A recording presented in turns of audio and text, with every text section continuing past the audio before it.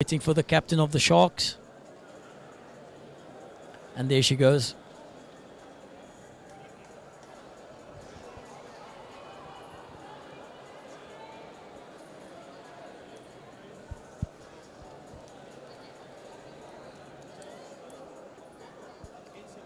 Well, it looks like the Sharks captain won the toss.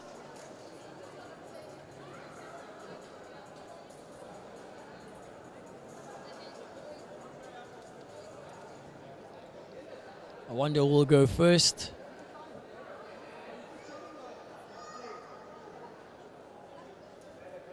Doesn't look like the captain of the Sharks will be taking a shootout. But I think she had a really good game today. I think she would definitely be the man of the match of this game. She defended really well. She scored the goal for the Sharks team. So she had some good BMT over there.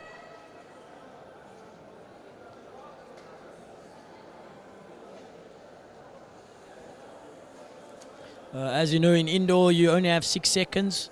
It's not as outdoor where you have 8 seconds. So, 6 seconds, quite a quick. It's quite quick. So once you get into the circle, you have to make a decision and just shoot.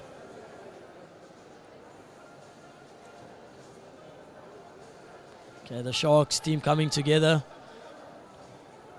That's a really cool thing about PSI. It just brings a brotherhood or a sisterhood together. It's really cool. So I think shout out to PSI and to Simon Martin for this cool idea of bringing PSI into place indoor hockey. I think it's one of the coolest games out there at the moment.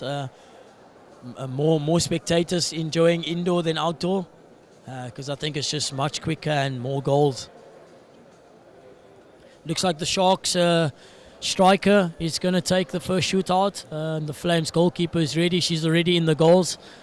Let's see how this one goes. The coach of the Flames just having a chat to the Flames team. Let's see how it goes as well.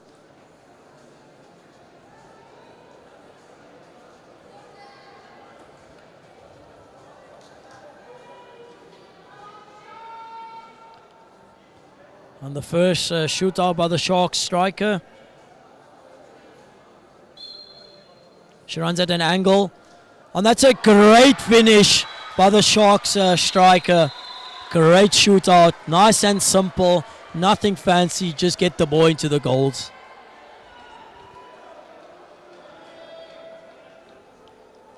Well, as I said, when the camera was on the Sharks goalkeeper, she's very experienced. So hopefully she can save this one. As you can see, she's starting more at an angle. Great defense by the Sharks goalkeeper. As I mentioned, she has so much experience. Well done, Sharks goalkeeper. The second shootout for the Sharks. Can the Flames goalkeeper save this one to make it more interesting? If the Sharks scores, it goes 2-0 up. Oh, that's great skill. Oh, and a great finish by the Sharks. Great shootout. Well done, Sharks. The Flames left defender also had a really good game. She looks like one of the more stronger players for the Flames. Hopefully she can put this one away. Once again, the goalkeeper of the Sharks standing at an angle, maybe forcing it to go to her strong side. Let's see how it goes.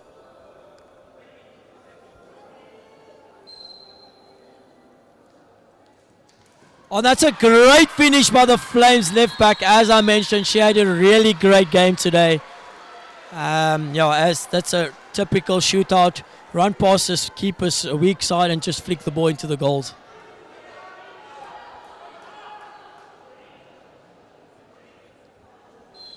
It's a final shootout for the Sharks. Can she put it away? Oh, that's a great finish by the Sharks. Well done, the Sharks. Well deserved, winning the final. Well done. Shout out to the Flames. I think they did really well to get all the way to the finals, all the way from Zimbabwe. Well done. As you can see, the crowd going crazy over here at the Wynberg military base. Let's hope the men's under 18B section final could go the same. Cheers from Dayan Kasim.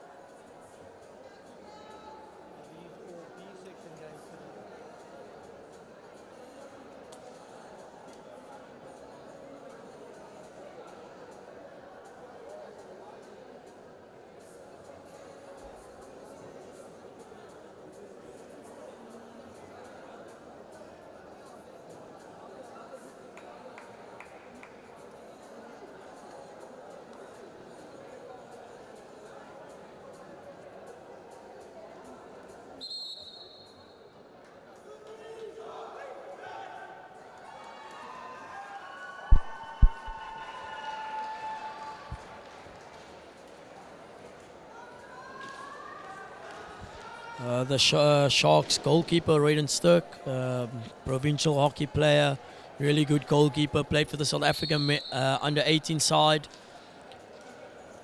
It's going to be a really good game between the Sharks and the Cranes.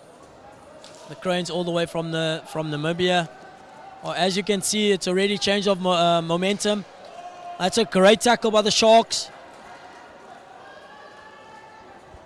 Game's much quicker than the ladies' game. That's a great pass. Oh, Basics let him down a little bit there. As you can see, the Sharks trying to full press a little bit higher up in the park.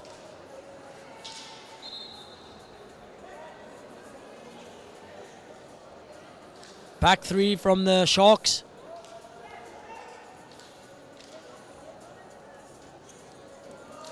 That's a great pass. That's a great tackle. Oh, it looks like everyone's lifting the ball. Maybe it's the court, or looks like maybe their basics are, they're not used to this court. Maybe softer hands would be really good for them. That's a great run by the Sharks right defender. Oh, it's a quick free hit by the Cranes. What can he do about this? That's a great tackle by the captain of the Sharks. That's a good run. Oh yes, that's great skill. Oh, using the board as an extra player. Good idea, Sharks. The Sharks middleman just chatting to the forwards. I think that's the most important thing in a hockey game, communication between the lines. Looks like they're just staying patient in the three-quarter press. Looks like they're telling the Cranes to go down their backhand. As you can see, the left forward didn't cover the pass there. It's a good run. It's a back stick. Quick free taken by the Sharks.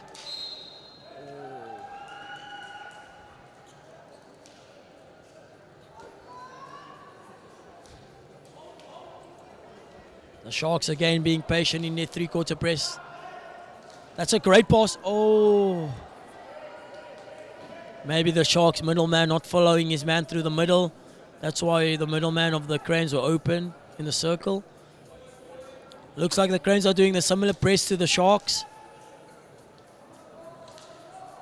Maybe the defenders could look more forward instead of looking square. Or let the board be an extra player.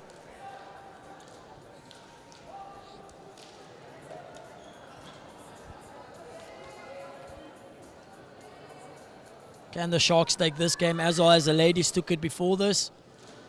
Good defense by the Cranes, middleman.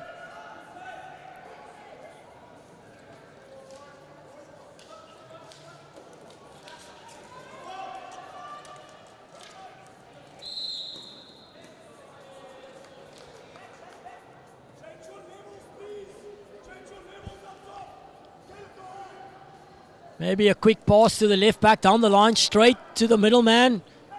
That's a great pass. Oh, maybe he should have stopped the ball instead of trying to deflect it from that angle. But a great pass by the captain of the Sharks.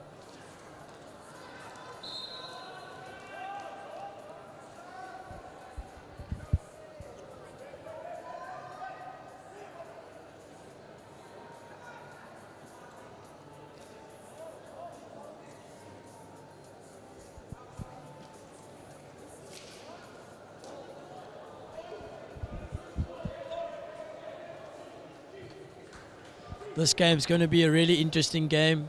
As you can see, both teams are playing with very high intensity, which is good for hockey. And the striker of the Sharks has the ball. Can he get an outcome? Or he decided to go all the way back out of the circle. The left back of the Sharks just staying calm, telling his team to stay calm, making sure the Cranes come out to defend them. That's a great pass. Oh. Good idea by the Sharks middleman to play the ball outside.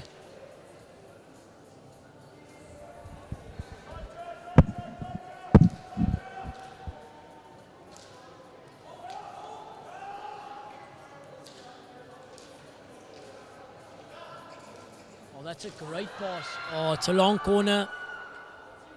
Good help side tuck in by the right back of the Sharks. The ball's on the left hand side. The right defender always comes in, and I think that's what he did really well.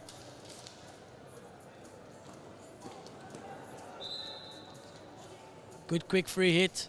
It's a great pass. Can he finish it? Oh, great idea. He's beaten the keeper, maybe hit the target, but good idea by the Sharks middleman. And that's a great double turnover again. It's a free hit to the Sharks. Is he going to slow it down? Oh, he's slowing it down.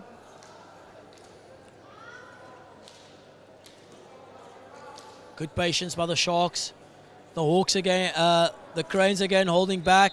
That's a slap. Getting confused between the Hawks and the Cranes.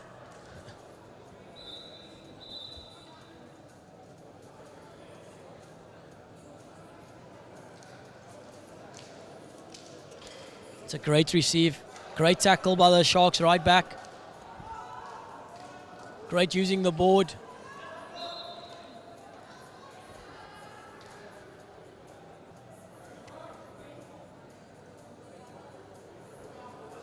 Great pass down the board. What can the Sharks middleman do? Great save by the goalkeeper. And the Sharks, the Cranes right striker passing the ball across half side. Good defense by the striker to get back. Oh, that's great skill. Great tackle by the captain of the Sharks. And the middleman again having the ball. Oh, both teams defending really well, staying nice and calm and staying low.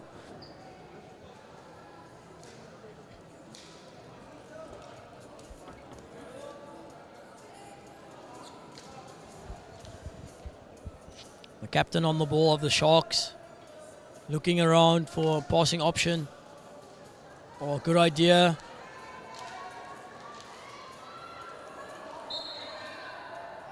Seems like the Cranes striker is always trying to turn on his weaker side. Maybe the coach need to chat to him to stay on his forehand.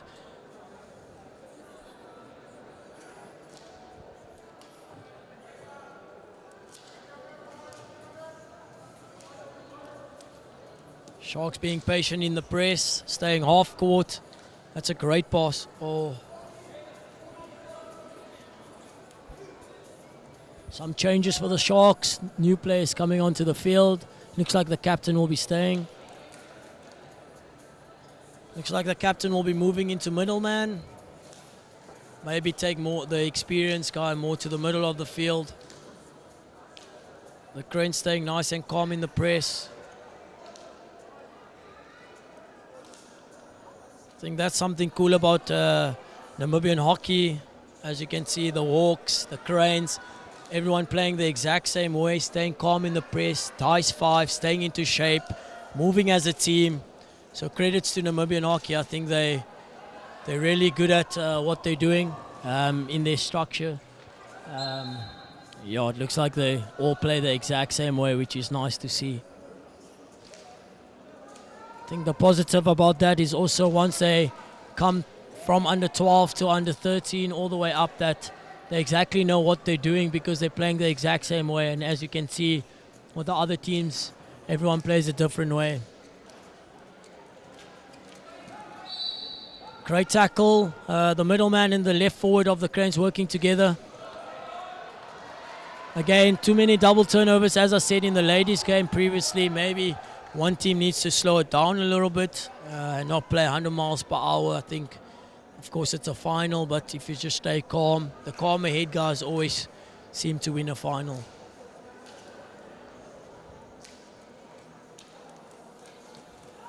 Great skill, as I said. Oh, maybe he should have stayed on his forehand. It's not a bad idea to shoot from that angle. It's a great pass.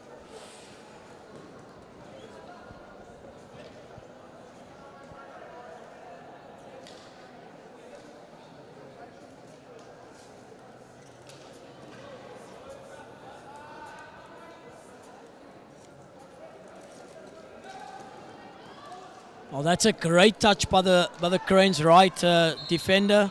It's a free hit to the Cranes.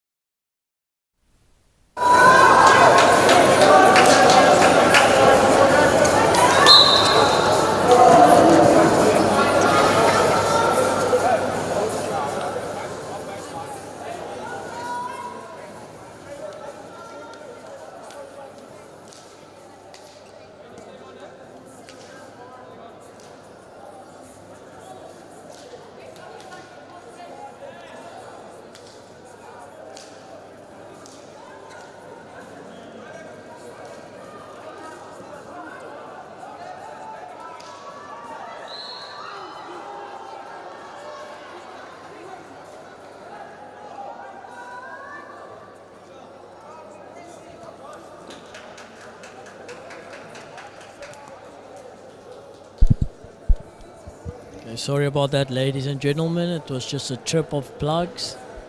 But as you can see, we are back online now. On Sports, just doing everything that they can to make everyone happy. It's really cool to see.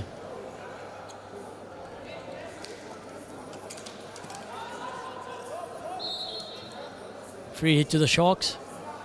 It's a great pass, great receive. And a penalty corner to the Sharks. Oh, he should have taken the penalty corner.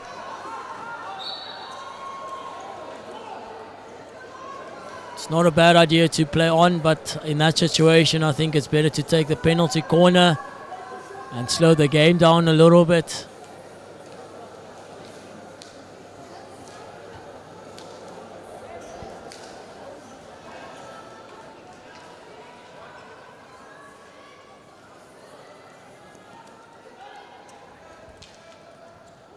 Good holding position of the Sharks. That's a great ball. Oh.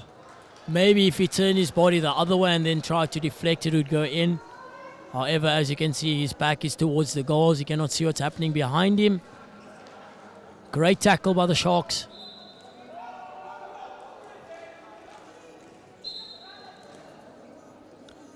Maybe the Cranes need to slow it down a little bit.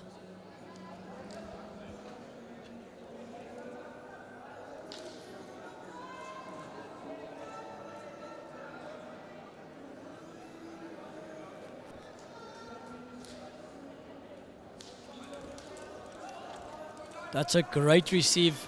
And that's exactly what I said in the first couple of minutes of the game.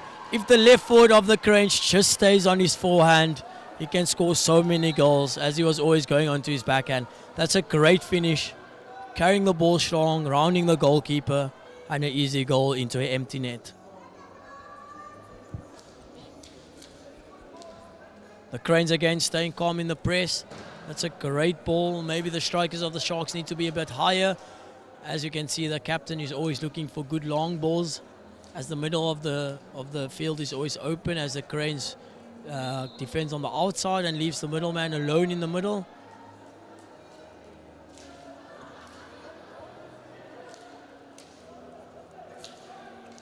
Sharks being patient in the outlet. It's a great pass past the striker. And that's a penalty corner to the Sharks. Great outside run by the right back. Similar to something that in the national men's team, Justin Domleo would do. The most capped player for the South African men's team at the moment in the indoor arena. Let's see what the Sharks have for us. I'm going with a straight flick from the captain, Castle One. As you can see, they're all set up in the middle of the goals. Tough decision for the keeper to make. Oh, and that's a great variation by the Sharks. Back to the pusher, and that's a great goal. Well done, Sharks. It's a really good final out here at the Wynberg military base. 1-1. Let's see which team can bring home gold. It's a great pass. Oh, Basics letting the Cranes down.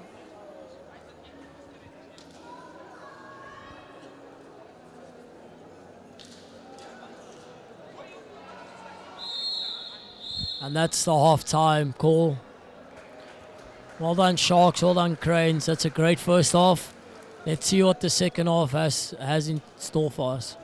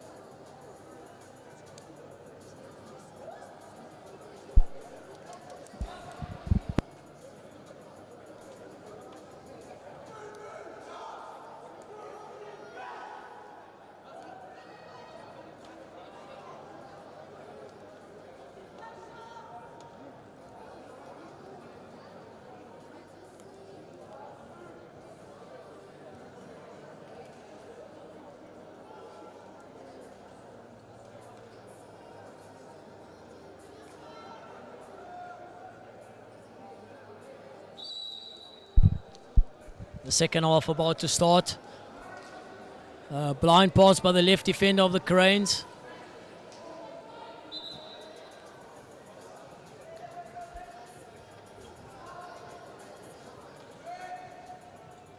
Well, that's great skill by the right back. Oh, that's a penalty corner. That's a great run by the Sharks, right back.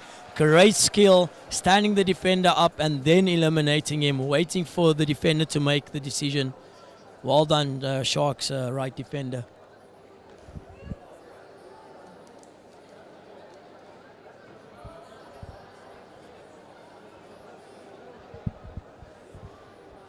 Looks like it's going to Castle 1.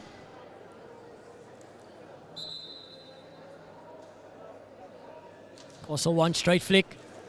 Oh, that's a great finish by the Sharks. Flicker, the middleman of the Sharks. What a finish. Staying calm and just executing the plan. And he's stepping through onto a full press. Okay, he's holding back the middleman of the Sharks. It's a great pass by the Cranes.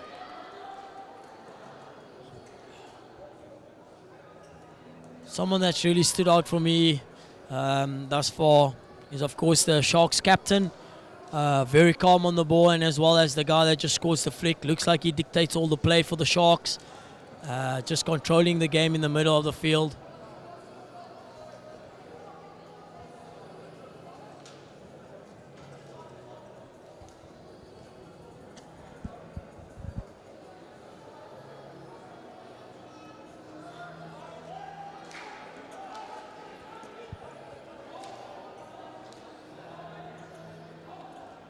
Okay, the Cranes going into a back three to see what the Shark shape either change or anything. Oh, that's a great turnover. Can they hold position, the Sharks? Oh, great skill. Great umpiring. There's no advantage in that. Well done, great umpire. That's a great pass. Oh, looks like a lifted ball.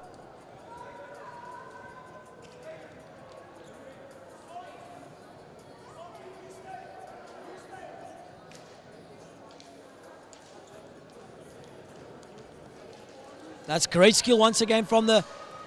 Oh, and that's a penalty corner.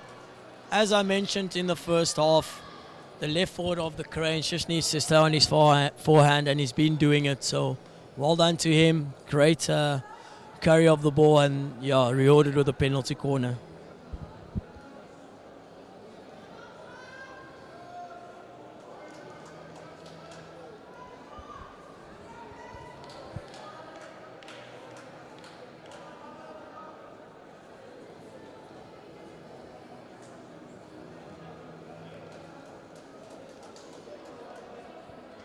Okay, it looks like they're going from the strong side, the Cranes. Let's see what they have.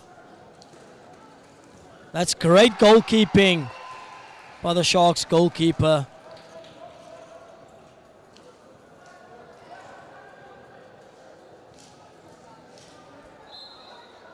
Good defense, however, still a free hit against the Sharks.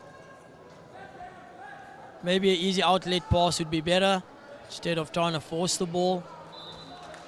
Nice and calm of the Sharks right back, just trying to get a free hit.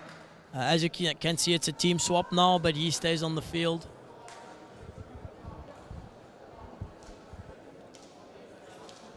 The Sharks doing the bucket outlet to the two defenders and two middlemen on the boards and one high striker.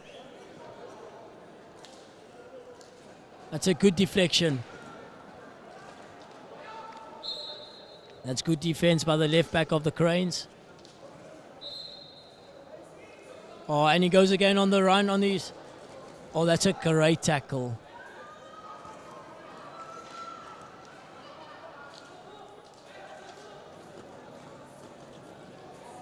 That's good skills. Oh, and the umpire gave the call because it looks like a swipe tackle. What can the Sharks do with this penalty corner?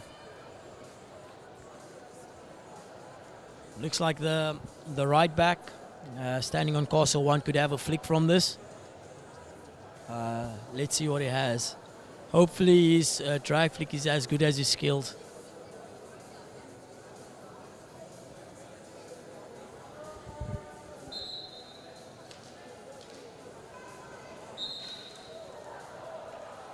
and the umpire called it a lifted ball. Not a bad flick from the right back. Hopefully he gets another one next time.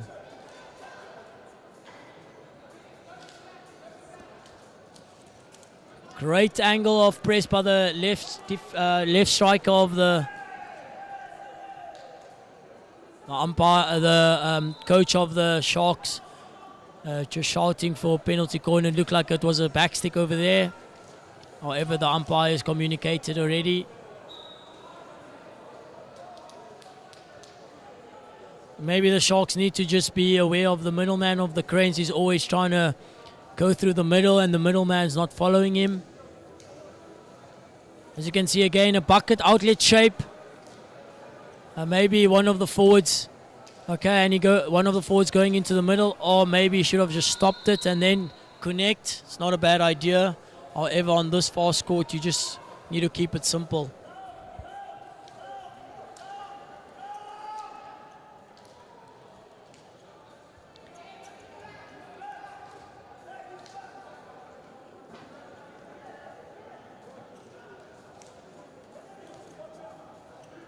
Looks like the Sharks are staying in a dice 5 shape, nice and calm.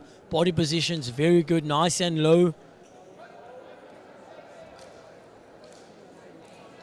Looks like they're just defending the 2-1 lead, the Sharks, by staying calm in the press. The right back again have the ball. And that's a penalty corner. That's great work by the right back. I could have end up changing my words when I said the captain is playing really well of the Sharks. Of course he is, but it looks like the right back is having a storm today. He's doing everything for the Sharks in the second 5 that just came on. Let's see, hopefully flicks from the top of the circle now, easier angles. Or it could be going to first castle. Goes to first castle and a slip. And that's a great finish by the right back of the Sharks. Nice and easy, nice and calm, great variation.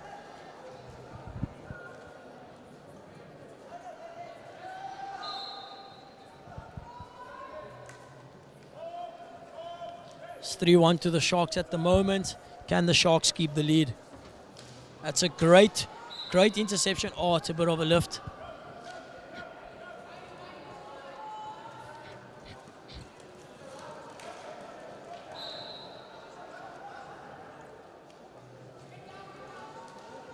That's great skill. Oh, I wish there was someone on the far post. That's a great tackle by the left back of the Cranes. Oh. Credits to the 2 umpires that are umpiring at the moment. I think they've been really good. Yeah, they're playing advantage. They're just making such good calls. So credits to the umpires. That's a great run by the left back of the Sharks. Can he keep it simple? Oh, that's a great turnover. Oh, that's great skill. Is he going to award a penalty corner for it? Oh, and that's a card for a lazy tackle by the Sharks left back. I think maybe something that the Crane striker could have done is try to go around the keeper instead of through him. As you can see, the Sharks goalkeeper is playing as a defender. He's higher up. Looks like he's very agile, nice and mobile. And the Cranes left striker has the ball again. That's a great tackle by the right back, and he's again on the run. Great 1-2. Can he lay it off to him? Yes. Oh, such good play by the Sharks.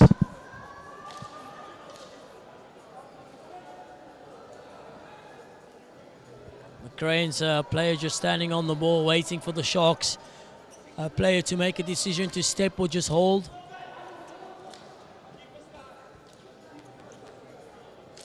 That's a great pass. Oh.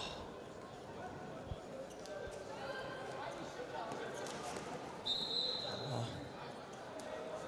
The Sharks back to numbers. The left back again on after his card that he just got.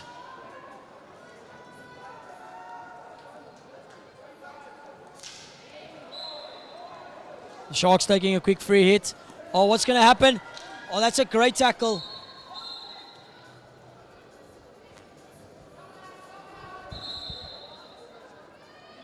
It's a free hit to the Sharks. The right back on the ball that's been having a good second half. Oh, the left back getting pressed by the Cranes.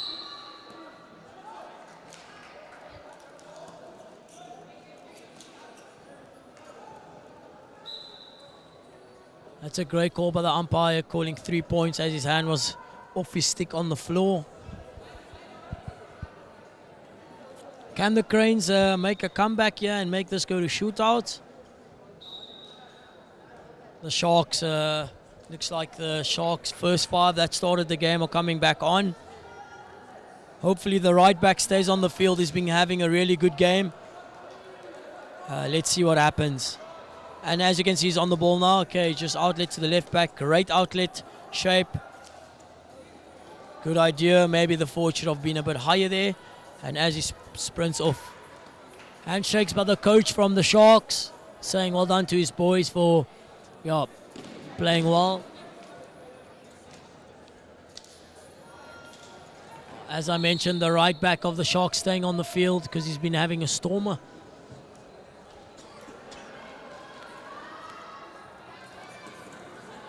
Oh, that's great skill. Can he stay strong? Can he stay strong? Can the ball go out to the left back? Oh, that's a great pass. Oh, and that's a penalty corner to the Sharks. Oh, the 5 that's just come on is unbelievable. Looks like the bomb squad.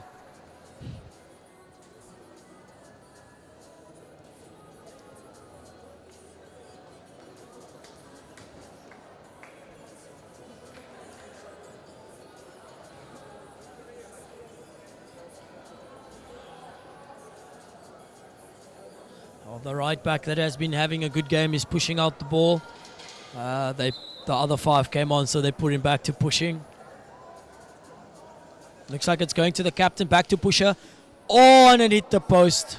Great idea. Great penalty corner. As you can see, they scored their first goal from that. So if it's working for you, why change it? It's a great pass again by the right back.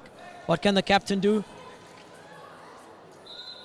It's a 16. Great call by the umpire. It's a quick free hit by the Cranes. The right back just doing so well. Again, the right back going on the run. And a great penalty corner by the right back from the Sharks. I would give him man of the match for today's game. I think he's been playing unbelievable. He hasn't went off once yet because he's doing so well. Credits to him.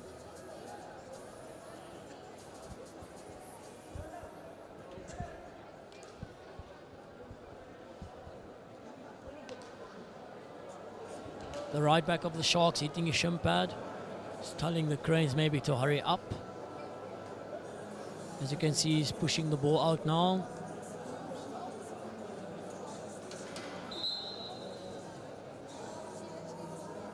It's a penalty corner and it's a great save by the goalkeeper. A great defense by the Cranes. I think penalty corners is a big thing in indoor hockey. If you just defend well, penalty corner, it's basically saving a goal. Oh, that's a great idea. I think he could have just flicked it. But he's trying to set his players up, which is not a bad thing.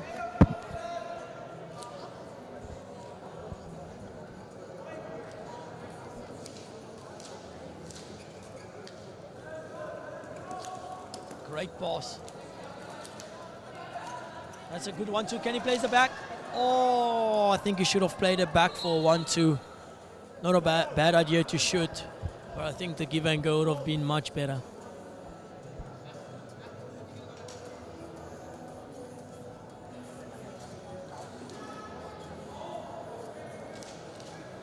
Well, that's a great turnover. It's a great tackle by the Cranes, left back, and a great pass. That's great skill from the middleman. Great tackle once again. The right back always seems to be in the way of the Sharks.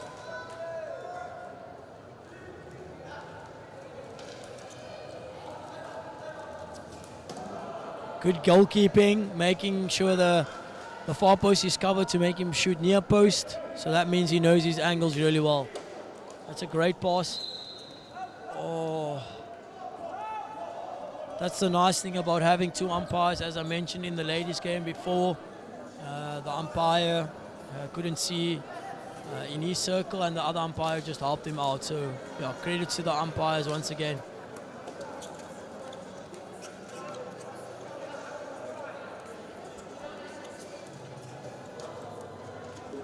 Looks like the Cranes are getting upset with each other a bit. There's no passing options. As you can see, the middleman just chatting to the right back of the Cranes, telling him to stay calm and just make an easy pass. Great turnover by the guy that just... Oh, and that's a great finish by the Cranes left forward. As I mentioned in the first half, he's also having a stormer. Yeah, I think if they put him more on the ball, maybe they could end up scoring more goals.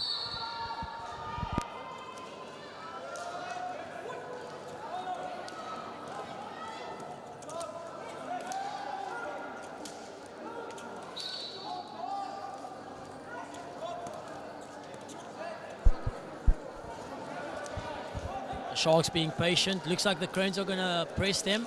That's a great pass. Oh, unlucky right back of the Sharks. I think that's the first mistake for him of the game. It's a great tackle once again. Good recovery. Oh, that's great skill. Oh! Oh, and that's a great penalty corner by the middleman of the Sharks. Absolutely great skill. Making sure that you're going past their left foot, inside, outside, binnerbait, see you later, and that's a penalty corner.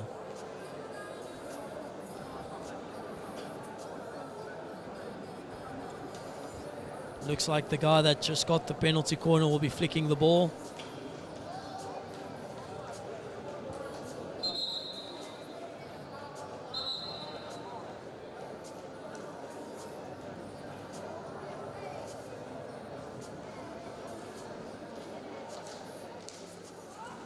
That's a great save by the goalkeeper of the Cranes.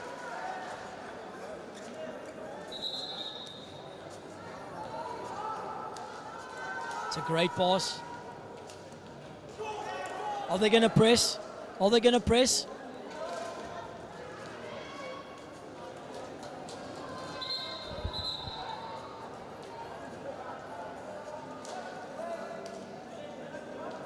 Okay, 2 minutes left of the game.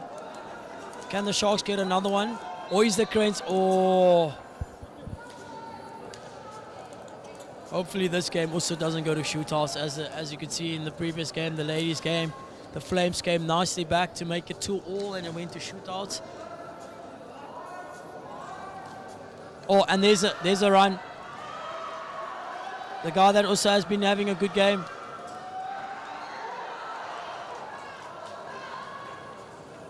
Great skill once again. Hey! Oh.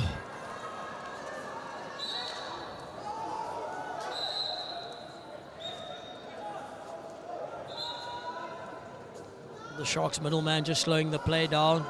Looks like the Cranes are not setting up quickly enough. Oh, could this be an opportunity for a goal?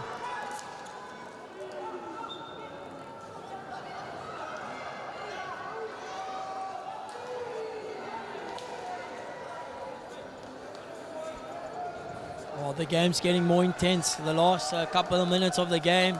It's a great pass. And it's a quick free hit. Oh, and that's a great save by the goalkeeper.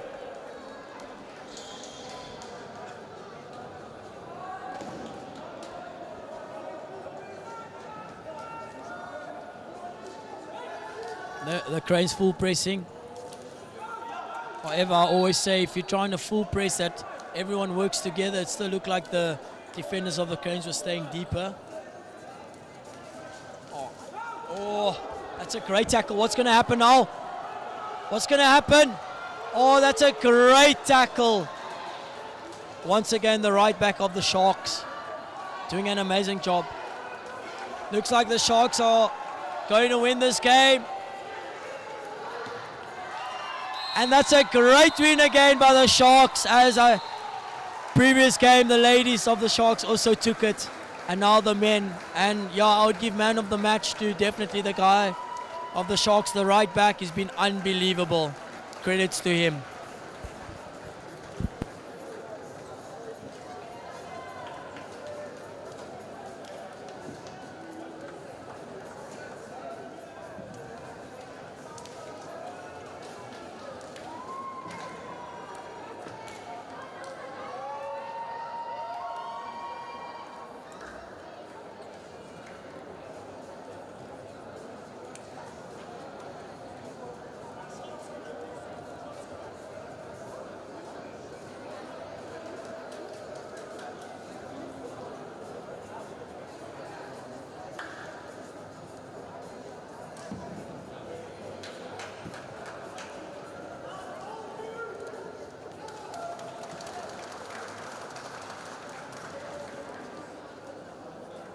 Congratulations to the Sharks winning the U18 boys B section. Well done, give it a round of applause. And we also give the players a round of applause for Ariel and Mike Green. Well done to the wire, well done to the players as well.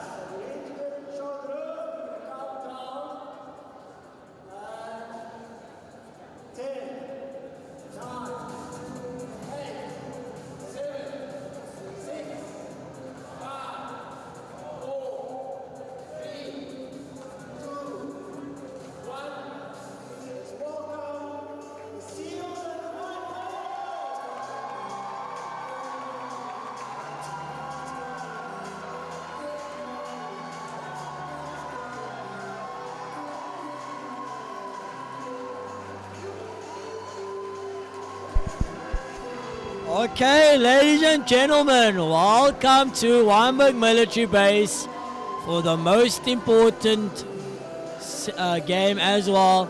The Seals against the Vipers. As you could see, cool atmosphere out here at Wynberg Military Base. The lights are off. They're about to do the captain toss. Let's see who wins the captain.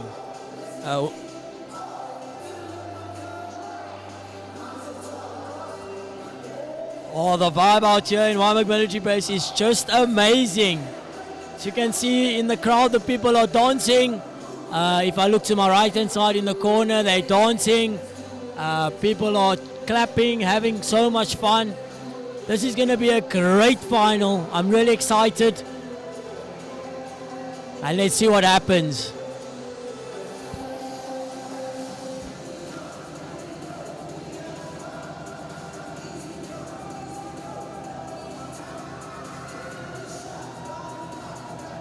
The Seals captain Malika Hamza having a chat to them. She has so much experience about the game, and I'm sure she'll play a massive role in this final. The Seals, I've been watching most of the days on our off days, and they've been doing really well, and I'm excited to see what they can produce. I also watched the Vipers yesterday against the Hawks in the semi-final of the under-18 ladies A section. They just play such a good brand of hockey. They're nice and calm.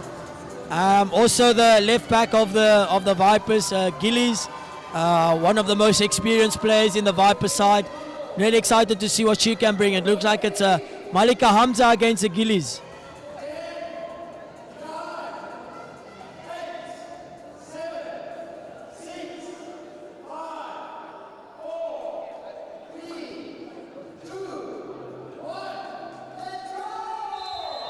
Oh, and the final's about to start. It's on the way. Looks like the Seals are full pressing from the start. And it's a great pass by the Vipers.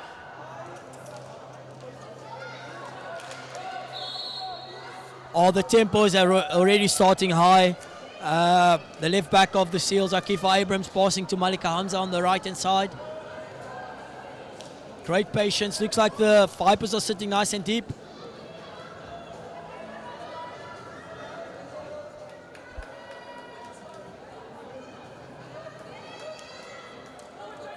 The Vipers middleman on the ball now. That's a great running thing. It's a great style of run.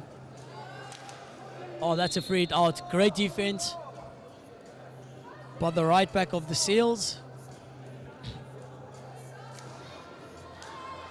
Good patience shown by both teams, pressing the Vipers, staying calm, and the outlet by the Seals.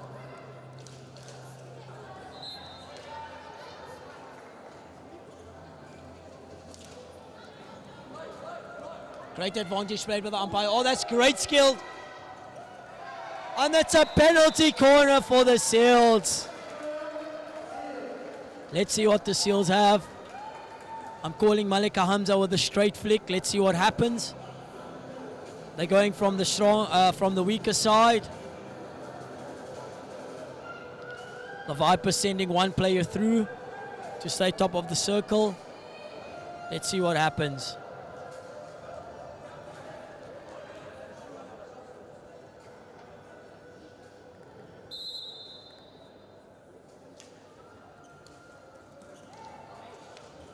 It's a great save by the goalkeeper. Oh, that's great defense by the Vipers. Making sure, I think in the previous games, the Vipers short corner defense team hasn't been running out. But as you can see today, it looks like the keeper went first wave. Great advantage by the umpire to say, doesn't matter about the court, just keep playing so the game can flow.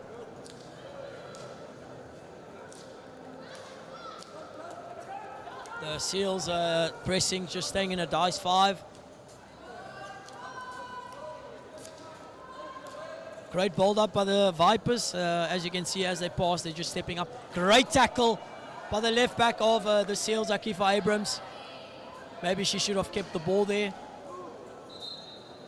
No advantage blown by the umpire.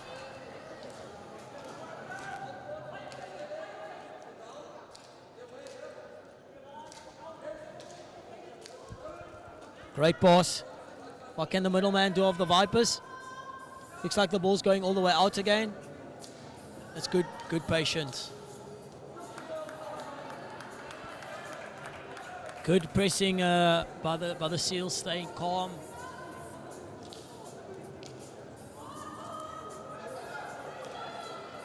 That's a great tackle by the left back of the Seals. I think she's been doing it all tournament. Very strong on the left backhand tackle.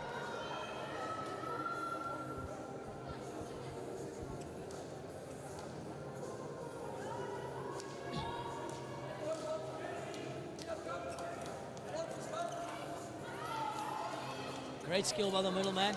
Oh, and Malika Hamza on the ball. Oh, the umpire didn't play advantage there. However, she did say that it's a take the ball back. It's a stick tackle.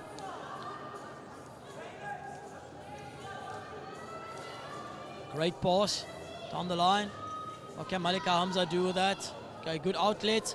Can they go direct into the circle? Okay, she decides to change the play. The Vipers staying nice and deep, being patient, same as the Seals keeping the ball.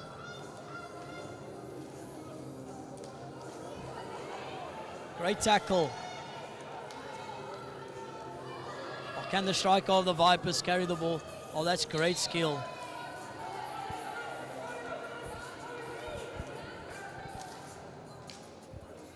The Vipers being patient on outlet. Looks like a back three shape with the middleman on the left board. The middleman of the Vipers just looks so calm on the ball. She plays in such a weird position, like an upright style. She doesn't bend her knees as much. And I think that's quite cool to see that different things work for different players.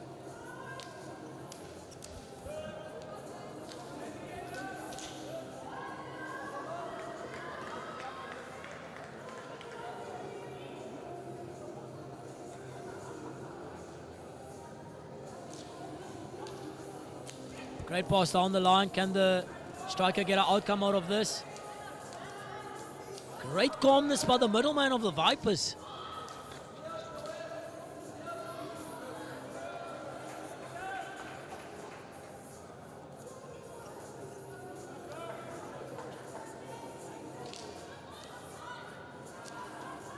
Great pass down the line.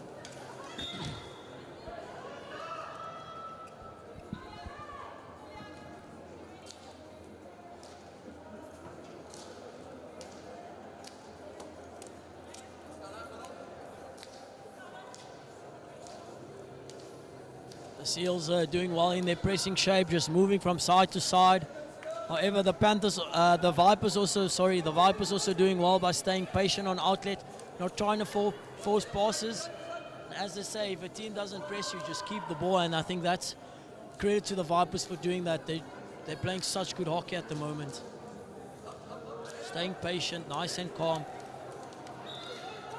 Oh, it's a quick free hit by the middleman of the Vipers. What can she do? That's great defense by the left back of the Seals. Akifa Abrams doing really well.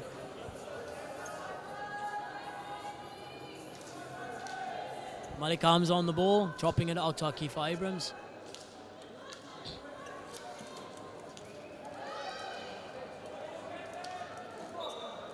That's a good reverse press, however, it is a stick foul. Good quick free hit taken by the... Good umpiring by the two umpires, helping each other out really nicely.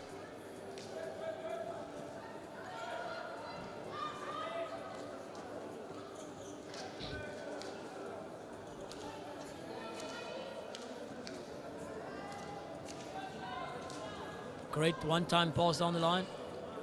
That's a great pass by Malika Hamza as well. Oh, a bit of a dangerous, great haul ball there by the Vipers, making sure everyone's low so the ball doesn't come into the circle. Again, the Vipers middleman on the ball, really good player. Gilly's on the ball now, good fake, making sure the press moves, and then as they're about to move, then you pass the ball. Vipers just showing great patience on the ball, and the Seals as well in the press.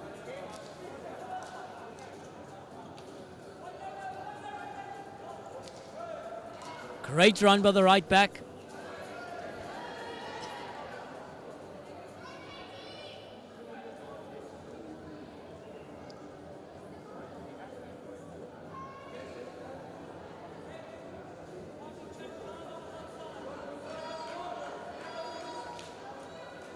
Great pass. The middleman of the Vipers on the ball. What can she do? Oh, that's a great save by the Seals goalkeeper. Well done, Seals goalkeeper, but also great skill by the middleman of the Vipers. That's a great pass from Gillies. That's a great pass down the line. What can Malika Hamza do? Oh, that's great skill. Malika Hamza on the ball again. The Seals captain.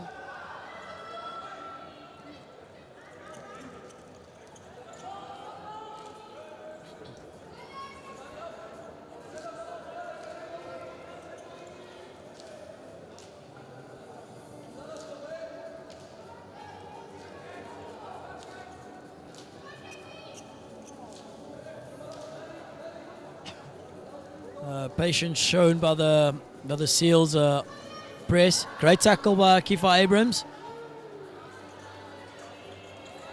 Oh, that's a penalty corner to the Vipers. The umpire showed that she pushed the right back. Malika Hamza pushing the right back off the ball. I think that's a bit of a harsh one. However, the umpire said, yeah, that it's a pusher. It's directly a penalty corner. A penalty corner to the Vipers. It looks like it's going to Gillies on top circle. She's standing on Castle 1. Apparently, she's been scoring most of their short corners. So hopefully she can put this one away. Let's see what happens. And that's a great finish by the Vipers left back. Her surname's Gillies. And as I mentioned, they said that she's been scoring every short corner. And she just showed it again today by putting the ball into the back of the net.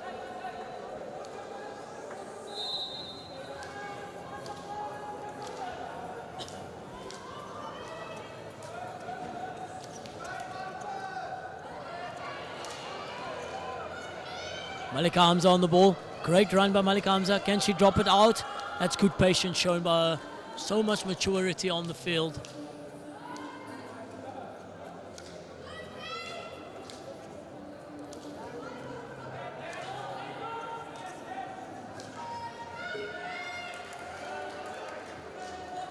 It's a long corner to the Seals.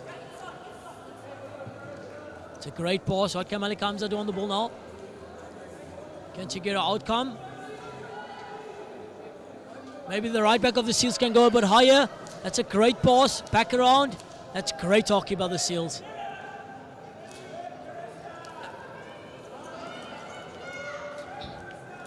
Oh, that's great skill.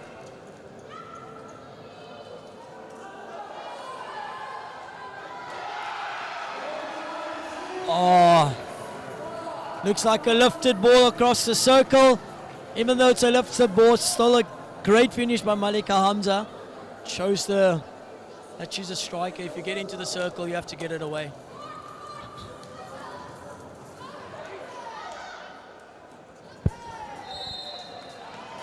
Penalty corner for the Vipers.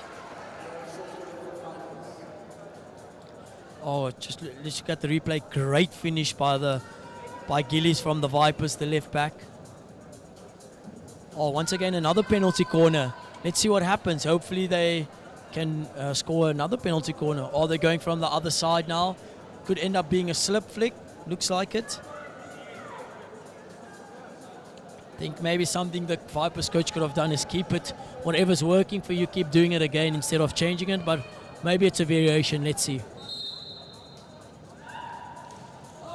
That's a lifted ball.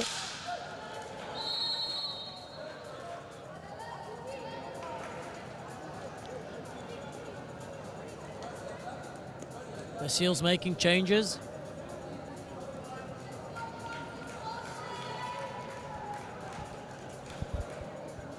Looks like Blows is moving to left back now instead of right back. And Jess is going to right back.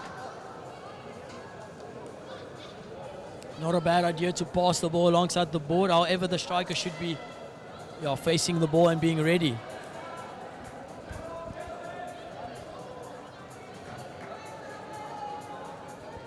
Still a lot of time left in the game. Another commentator will be joining me very soon. Second half, you'll be joining me all the way from Ireland. Oh, that's a great save by the goalkeeper. The person that will be joining me is Brinsley Powell. Currently coaching in Ireland, has so much experience about the game. Let's see what he brings to the commentary.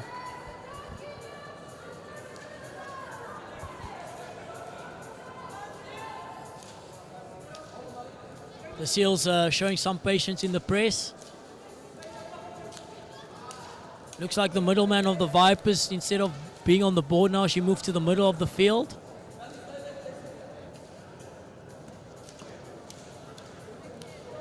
Such calmness of the middleman of the Vipers. That's a great pass from Gillies. I think she expected the striker to be high there.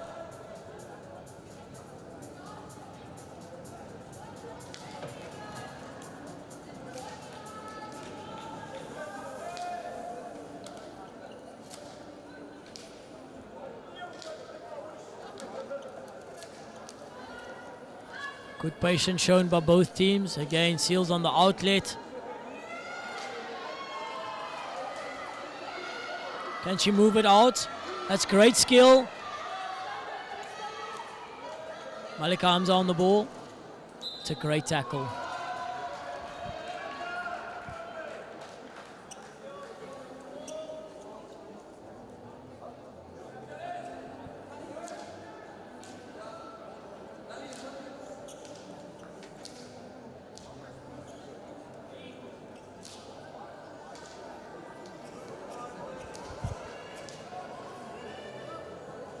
Okay, ladies and gentlemen, welcome to Brinsley Powell. Has so much experience about the game. He was stuck in traffic. He did apologize about that. So welcome, Brinsley. Cheapers. Sorry about that, ladies and gentlemen. Brinsley Powell just got in play, joined by the unbelievable man mountain that is Dayan Kasim, and we are on finals day at PSI Seniors and the hometown Cape Seals. Dayan, I know, has been running a beautiful ship up here. Dayan, what have you made so far of this Seals home team playing at their home court in the blue versus the P Vipers?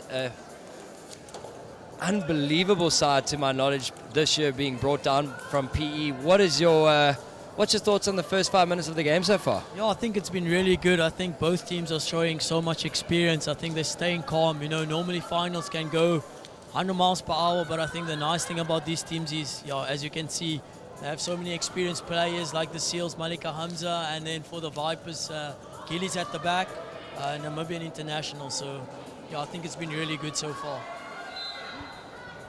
Yeah, it's an interesting one because generally speaking, a lot of finals will either be played with the sense of fear, don't want to be the first team to mess up, or it's one where it's so helter-skelter, and both teams at the moment are really just sussing each other out. Half-court presses for the women's game, not always necessarily the scene, the go-to, but both of these sides have it on good knowledge. Andrew Benyon, affectionately known as Non, the coach of the Vipers, and Sean Hensherwood, long-time friend of mine, know their indoor game inside out. And I think there's a lot of respect here from both teams. As you've mentioned, your cousin, I believe, Malika Hamza, Jeez, what an indoor player there. The Gillies sisters, Lizzie Porter, Porter Sharp. It's action-packed, and the Seals team, my knowledge, there's been some goals this week. Francis Bolton been flicking for a living. Manisha Desai yesterday making 2 shootout saves out of 3. We, ladies and gentlemen, are going to see one of the best finals, I think, in years. But great early attacking. Lifted ball, great circle entry by the Vipers there down the left, Dayan, and just the final execution, a raised ball, but What do you reckon today? Are we looking at a high-scoring 5-4 humdinger, or is this going to be the battle of taking one or two opportunities and winning 2-1? I think definitely the second one or two opportunities, winning 2-1. Hopefully the Seals can take it. Ladies and gentlemen, I don't know if any of you know, but Dayan is a relatively decent hockey player, particularly in indoor. He frequents the left side of the field a lot. Dayan is, in terms of your play, we see you on the left-hand side. We see both teams now bolting down the left. Your cousin here, Malika Hums, on the ball. Great double defense, though, by the Vipers. What is the thought process to the novice watching at home about left-hand side build-up in indoor versus right-hand side, generally speaking, in outdoor? Yeah, I think the nice thing about standing on the left board is if the defensive team's on their forehand, and then the most difficult defensive part is when you have to defend on your backhand. And I think, as you could see when we played against the Namibian team, myself, Ryan and Moose, we always try pass the left foot. But I think as the game goes on now, the new style of play is with the middleman on the right board. So yeah, I'm a bit different. I enjoy the left board more.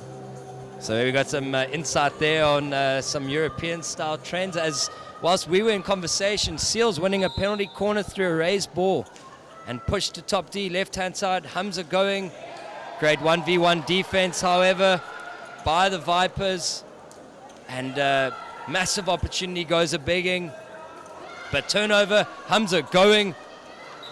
And Gillies with the cover tackle. Little link up, looking for the give and go, but marshaled again. Just a hallmark of both of these teams in the first bit here has been the ability to defend in numbers and always get the second player sliding across. But if both teams identify the mathematics of that, if they just move the ball a little bit quicker, there has to be someone open, Dayan, and that's your far post tip-ins that we've seen you and the SA lads doing so often. Yeah, 100%. I think the SA ladies do it all the time where they bowl the hole around the player that's in the corner, and I think the Irish team did it really well, the ladies Irish team, where they pass the ball out to get it to the other side, a quick snapshot or a tapping goal on the far post. Well, ladies and gentlemen, so the context of the week was both of these teams were not just unbeaten, but perfect records. I mean, they've gone top of the pool, won all their games in the pool in the five-team pool phase, so 4 wins. They then both won their quarterfinals comfortably. Yes, their semis a little bit tighter, obviously. Seals winning in shootouts, Vipers winning in normal time. And as we zoom in at the moment on Coach Andrew Benyon, a prominent figure in South African schools hockey, working out a collegiate, and the girls so much year on year respect. I've had to endure many a battle with Andrew Benyon, and he's brilliant. At the moment we zoom over to the Seals bench, Luke Tonneson, the franchise manager, animated, but another man who knows his stuff. Sean Henchwood now getting involved. This group have worked with Sean, I believe, from the age of 13, so there's long-term understanding, and there's non-affectionately known final instructions. Second half, Dayan, are we going to see the shackles coming off, or are we going to see just 1 or 2 critical moments? I think the second half will definitely be a better one than the first half. As I said, like, the nerves are gone now, hopefully. So yeah, let's see what the Seals got to bring in the second half, and yeah, I'm sure the Vipers will just stay calm and just keep doing what they're doing, but I'm sure the Seals will bring some fire now. Possibly a positional change, just looking at it. I'm not sure, may have been made a couple of minutes ago. It's just been so action-packed, but Porter moving into right defense now for the Vipers, a very attack-minded player. Actually played senior IPT in September. She played against Western Province ladies, which I was a part of, and Lizzie Porter for EP was just phenomenal as a grade 11. And great one-time touch, ball across. Driving at the backhand, Abrams, strong backhand tackle. And here goes Jody Blows. Her brother's playing the next game. Blows playing the first game. Off goes Stella van Skalkwyk looking for the left foot, but nothing coming. Through the legs, uncontrolled. Seals tidy up. Van Skalkwyk, can she go weaving, marauding again on that backhand? 3 points. Not 3 points, unfortunately. Umpire Claire Cowan deeming that shelling. The danger rule, the rules in indoor and outdoor day are obviously different, so you adapt accordingly. What's the rule? You're a clever hockey player. I think we all know that in South Africa.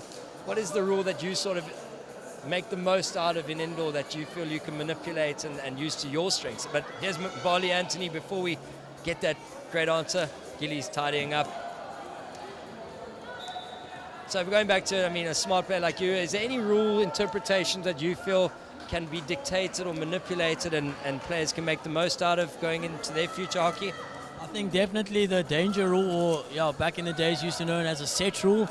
I think instead of trying to go directly through them, just try and manipulate the left or the right foot. Instead of like I said, going through them. It's just all about making sure that you're aware of where the defender is. Like I always say as an attacker, wait for the defender to make a decision before you make a decision. And as you could see in the situation previously where the left striker of the Seals had the ball, if she just waited a bit longer, then it would have been much better. Oh, that's a great save by the Vipers goalkeeper. Great shot by Mbali. No, great right drive from Jody Blows. And Mbali Anthony, great improvement shown by her to the public a couple of years back. Real novice at indoor, and I mean, to play in the PSI Nationals final 3-4 years after starting, awesome for Mbali Anthony. Blows winning the interception. It must be in the Blows blood of intercepting on the right board. It's a prominent figure by Jody, a prominent figure by Alex. But we just see that right-hand side diagonal ball from Gillies to Gillies just not working off this time. And so many subplots, so many battles. I'm sure you always know the opposition you're playing so well. Is there one battle here that you're really excited and have been excited watching for the first 23 minutes of this game to date? Yeah, definitely between Malika Hamza and Gillies. I think maybe Sean Henshaw could be smart about this and put Malika as a right forward, and then maybe let Malika run more at Gillies just to see how her defense is. I think that could be a really cool battle as well.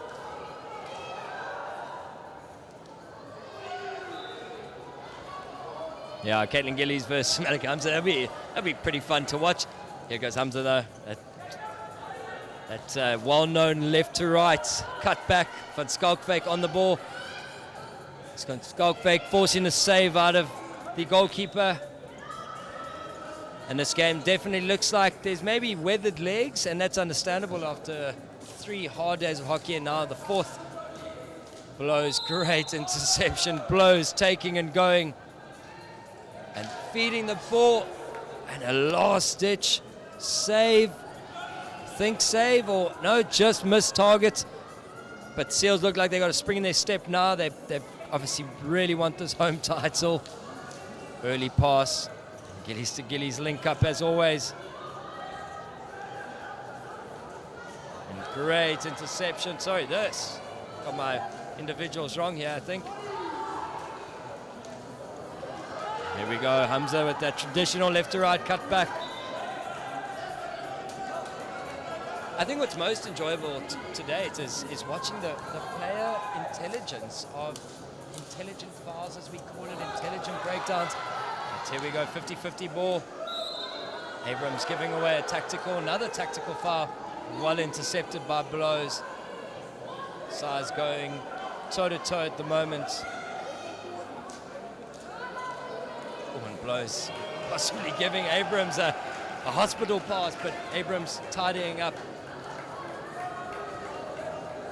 The Vipers, though, still look like they got a spring in their step, just weaning their way into the game. Stroke given, unfortunately, Van Skalkwyk deemed to have come through late. And the Vipers winning themselves penalty stroke. Now this could be a pivotal moment in the game. We've got ourselves Caitlin Gillies up against Manisha Desai, and it's the moment Claire Cowan just saying, let me steady the goals. Where's she putting this day on? You enjoy a P flick yourself. I think she's going stick side, bottom corner.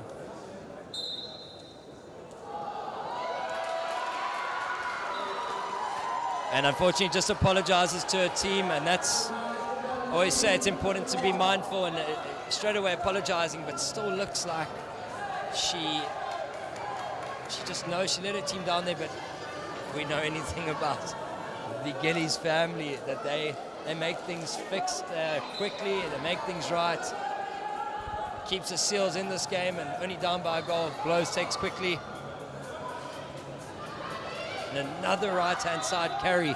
Jody Blows, if they can just look to link up with Blows on that right-hand side, there's a goal or two begging here. I agree with you 100%. I think the body position of the strikers inside the circle when Blows is carrying the ball is really vital. Porter with the carry, nothing coming. Hamza now, this is that battle we wanted. Hamza up against Gillies. Great 1v1 defense by Gillies. And Hamza having to recycle. That is some hockey beyond the years of 18 years of age, ladies and gentlemen. Just a little bit of a mistrap. And outside of the game, Diane, I mean, we've had 6 women's test matches. We've had 5 men's test matches. Oh, hold on a second. Shielding obstruction with the foot called by Andy Nicholson. But we've had over 10,000 people in this hall over the last 8 days. If that isn't enough to tell you that indoor hockey is alive and well, nothing ever will. Here goes Porter again. Porter going. Cross to nobody.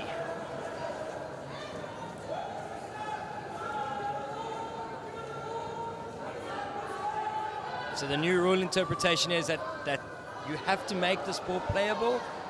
Otherwise, and that's exactly the rule interpretation.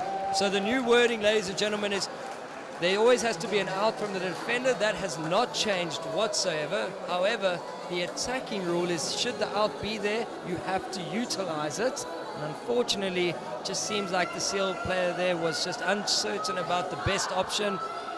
Seals coaches are busy arguing about it.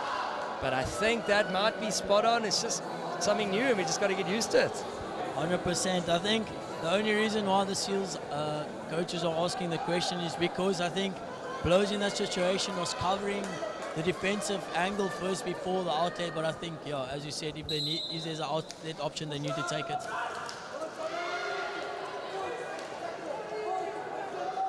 Unbelievable 1v1 defense by Jody Blows.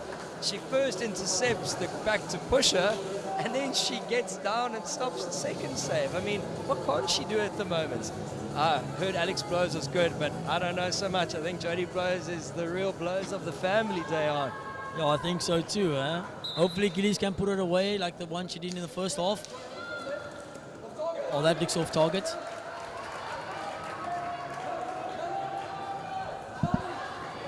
Unfortunately, as you rightfully said, just put off target. We've got 10 minutes left of this game, Diana. I know you're a man who thinks deeply of this game. Give me a final scoreline prediction 10 minutes in advance. I think the Seals are going to win this game 2-1. You heard it here first, ladies and gentlemen. Let's see. A little bit of a push on the back. 2-1 is... I don't know if that's just a little bit of hometown love shown there by Dayan Kasim. I'm not sure. I'm feeling a possible 1-0 and we go to shootouts. But let's see what happens. The Vipers so controlled, so measured.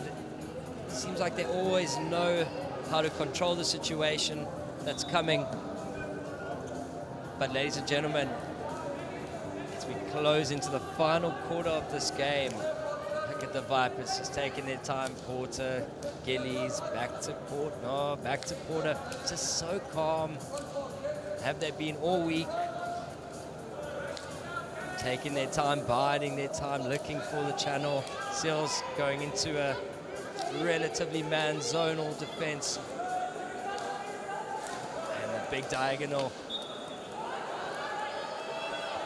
Nice to see the girls as well doing maybe a different sort of press compared to the usual 5 dice. Nice to see them extending themselves. Would you rather keep the 5 dice compact diagonal for diagonal, or would you you felt they were going to play that left board player as they're doing at the moment, have knee hard Suleiman, stand where she was on her player trying to win the 50-50 duel. So right side entry again. Possibly danger there, but, well, definitely danger. I think Coach Henshelwood looking for the card. Those 5v4 battles are so important. They aren't, would you hear now the Seals, 10 minutes a long time at indoor, would you already be starting to put the kitchen, throwing the kitchen sink in, or you think it's a long time to go? And I'm just getting too excited up here in the commentary box. If you're the Vipers coach and the Vipers players, you're trying to get the second and bury it, or you still think there's a lot of time? I think definitely if I was the Seals coach, I would maybe put a bit of pressure on the defenders of the Vipers. I think they're a bit too comfortable on the ball now. So yeah, I would press. However, I still think that the Seals they maybe have a plan. Brinsley, I have a question for you. Do you think the Seals will take their goalkeeper off 2 minutes to go of the game, or will they play with 5 players? I think Henshelwood knows his stuff, and I think he knows if there's opportunity to play with the additional player. He's taking, as good as she is, he's taking Manisha Desai off and going to 6. But I know this Vipers team, I know this Vipers management staff, they know that that's coming their way possibly, and I think they've prepped accordingly. Blows with a nice one-time deflection, but yet again, the Vipers so comfortable, so controlled, measured. It just looks like there's a constant wall in front of you, and how would you break something so calculated and controlled as this Vipers unit? I think it's really difficult. I think maybe the coach said if you defend well, we'll win this game. And as you can see, it looks like they're just so calm. Gillies being the more experienced one on the left back.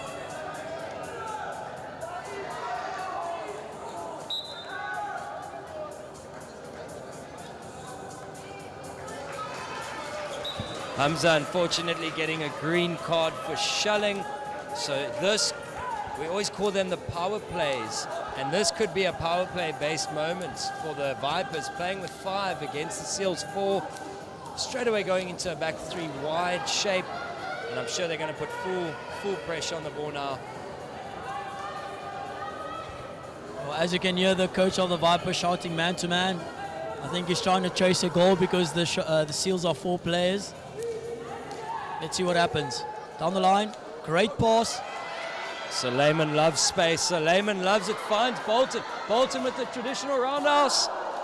And unfortunately just missing, but that's also half of the checkers, the yin and yang, X's and O's. You think they've gone to 4, it's time to put the pressure, and all of a sudden by applying more pressure, there's more space for Bolton and Suleiman in particular there to run into, and there they go again though, just being joined in the commentary box by another booker.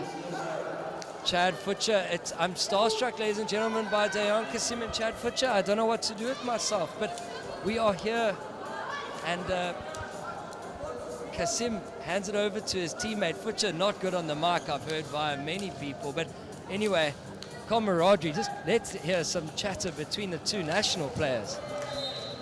How's it, friends? Thanks for having me here. I think the assist by Dayan's always accompanied on the field. Now it's going to be off the field, so that's good. So Dayan, obviously I haven't seen much of the game. Can you give me a quick update?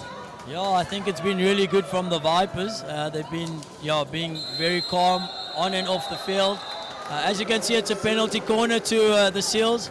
Hopefully Malika Hamza will get a goal in.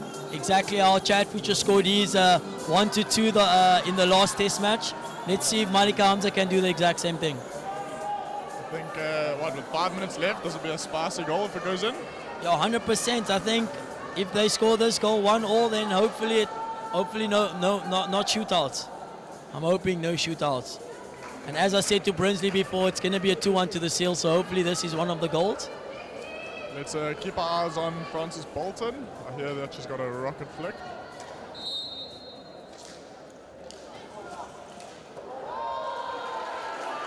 Just narrowly missing the target. I think a bit of a long corner though. It's a great save on the line by the Vipers postman, and that's a turnover. I think we've just seen a one-handed backhand save by Caitlin Gillies on the line. Ladies and gentlemen, I think that was a splendid flick by Bolton, but nothing coming. And Seals now seriously starting to take prominence of this game. Only thing that isn't prominent is the scoreline, unfortunately. And we've got ourselves 4 minutes left. I think Seals now putting aggressive full pressure. Two brilliant teams in action. Great interception by Gradwell. Great tackle back by the other Gillies. And we just seeing quality on quality on quality. You know, I've said it for years, Dayon, but I've always felt that the best two sides, or best side in under 18 should play against the national teams just once. As a shot there from the Vipers, picked up, saved by no, you won't see better than that, Dayon Kasim. A stretched left foot save on the floor, second save with the glove. Manisha Desai is not a national outdoor and possibly future national indoor for nothing in goals. Oh my goodness. Wow, wow, wow. Unbelievable. I think it's similar to Anton van Lochenberg for the Blitzstocker. Exact same, has so much energy and just keeps everyone in the game. Let's see if Sean Henshaw will be taking his goalkeeper off quite soon.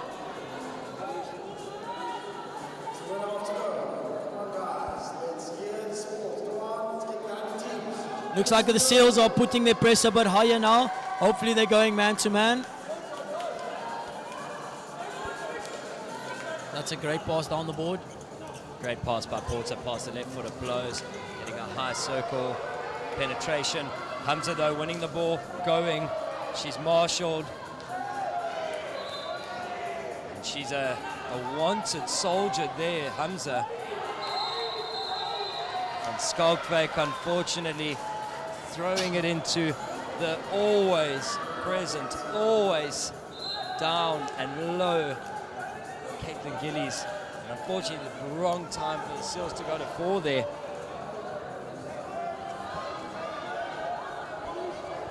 And we can see the decision for Desai to come. I think that's a green, if I've seen it correctly. I think Claire Cowan are judging that to not be of absolute danger, but still dangerous. As a right-hand side baseline entry by Porter. We've got ourselves what looks to be just over a minute on. Manisha Desai knows she's needed to come off, but unfortunately won't come off until they have the ball, of course. And Desai with another save, unfortunately into the feet of Africa Abrams. That, ladies and gentlemen, is not only a great penalty corner for the Vipers, but with a running clock, Dayon, that eats into at least 30 seconds that the Seals do not have. Yeah, 100%. I think if the Vipers is playing this smart, I would actually take my time as a pusher. Hopefully if they send me out, then it's another 30 seconds. That means it's 1 minute. So yeah, let's see what happens. Oh, and that's a great finish by the experienced Vipers left defender, Gillies. Unbelievable. Brinzy, what are your thoughts? You know, you can't buy experience. You can't buy. What you can't buy is calmness and just always a bit of game management. And I think Caitlin Gillies in this game has just ruled the roost in terms of timing and game management. But the Seals, you know what, could still score 2 in a minute.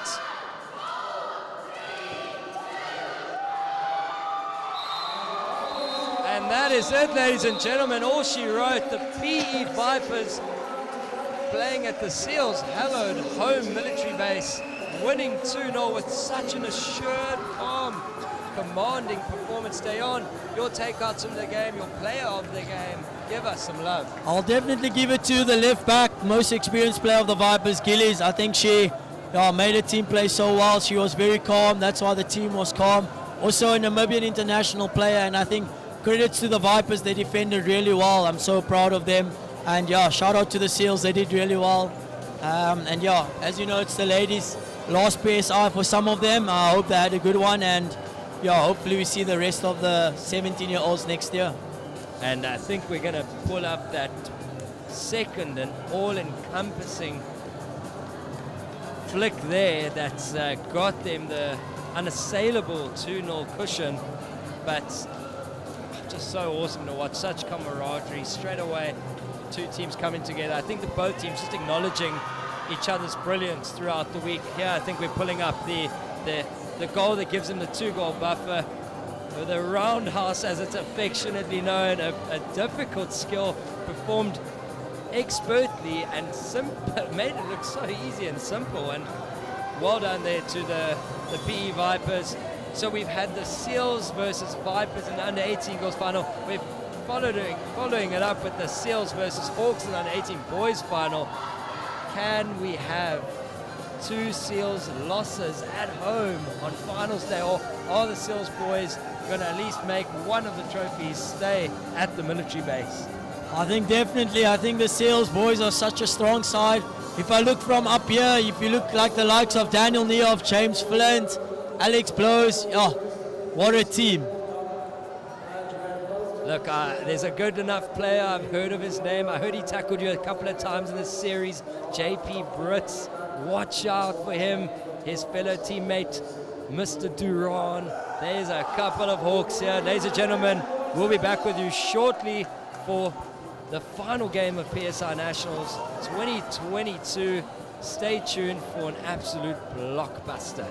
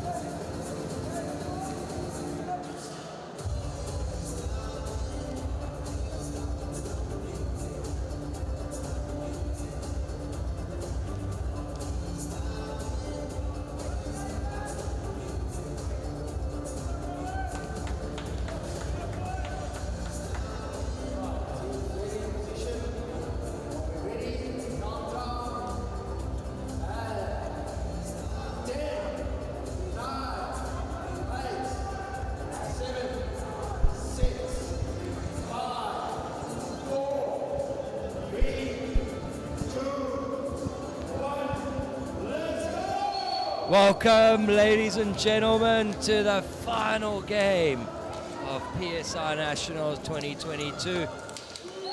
Always finishing with the under 18 boys final, and this year no different. We've got a usual final. It always presents itself every sort of second or third year. Brett Horn on the interception, and we have the Cape Seals in blue playing at their home military base versus the huge figure that is the Namibian Hawks in white.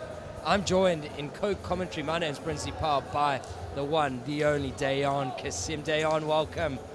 What are you thinking is happening in this game today? Oh, thank you for having me, Brinsley. Very rough start to both teams. I think it's going double turnover after double turnover, so let's see what happens. Brinsley, what is your thoughts about JP pressing as a forward? I've had the displeasure of being pressed by JP in the club scene in Cape Town, and I don't care where he plays, he's going to play well, there's no doubt. And maybe a ploy straight away. The Namibians really understand indoor hockey, and maybe they feel that JP providing pressing ability as a forward, win high ball and go is something there. But straight away, turnover by Pillay, finds Horn, but saved by Dis in goal.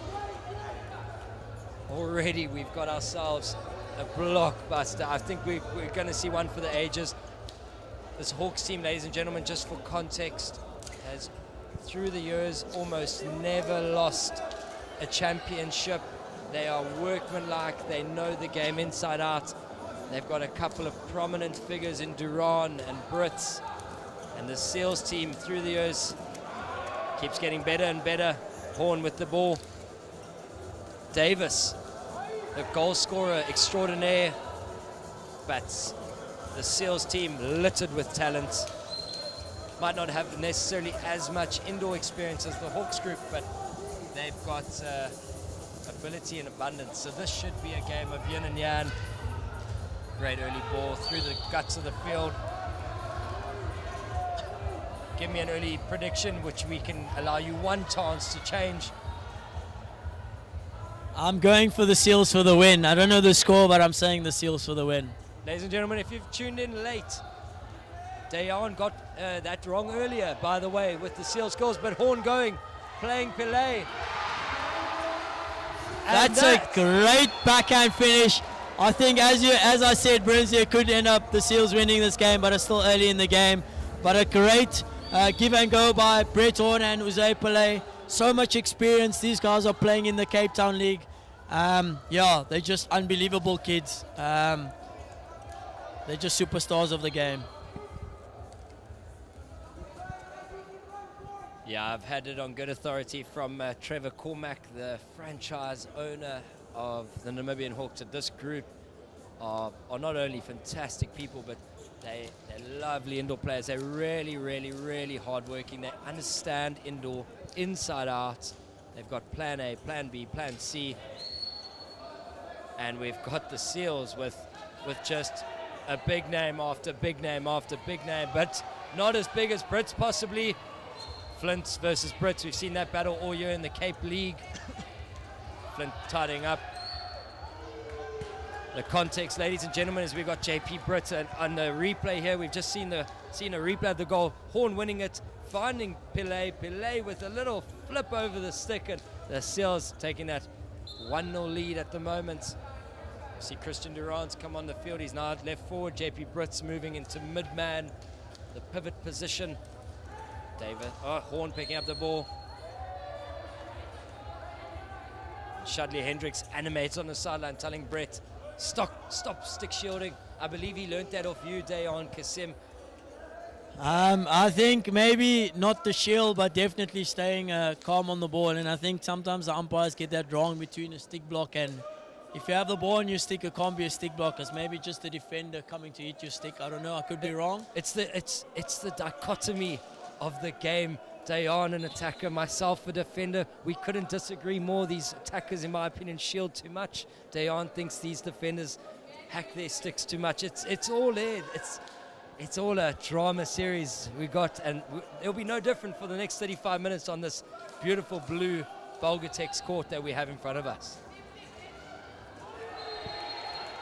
Oh, and that's a penalty corner to the Hawks. I'm going with JP straight flick. Brinsley, what are you saying? I will completely agree with you. Christian Duran doing all the hard work, winning the penalty corner with a great backhand rake across the field. And Blows just lifting the ball. Unfortunately, I couldn't agree more. I think Brits is putting this one top left, and we're going to see scores leveled in close to 10 seconds time from now.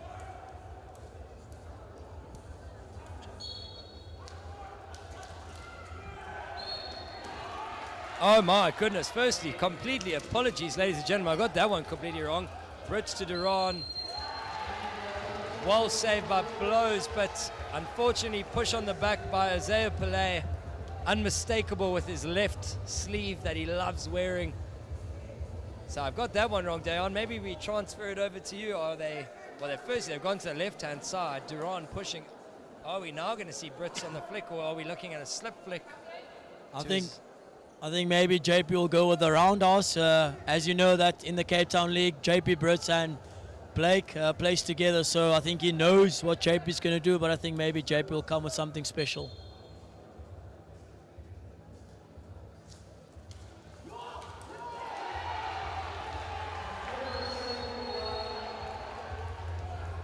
And so, ladies and gentlemen, a lot has just happened. Firstly, what a flick by JP Brits. Secondly, James Flint has just cricket blocked that on the line with his stick. It's not a stroke. It was completely legal. And then, unfortunately, I'm just trying to see who it was. Blows, throwing it into Duran, and Duran winning a penalty corner. And Blake Martin, how's your father saving it?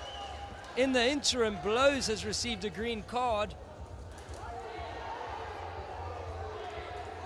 And now it's happening. We're 7 minutes into the game, ladies and gentlemen. You'd be forgiven for thinking in game minute 37. Flint and Brits going shoulder to shoulder there. Oh my goodness.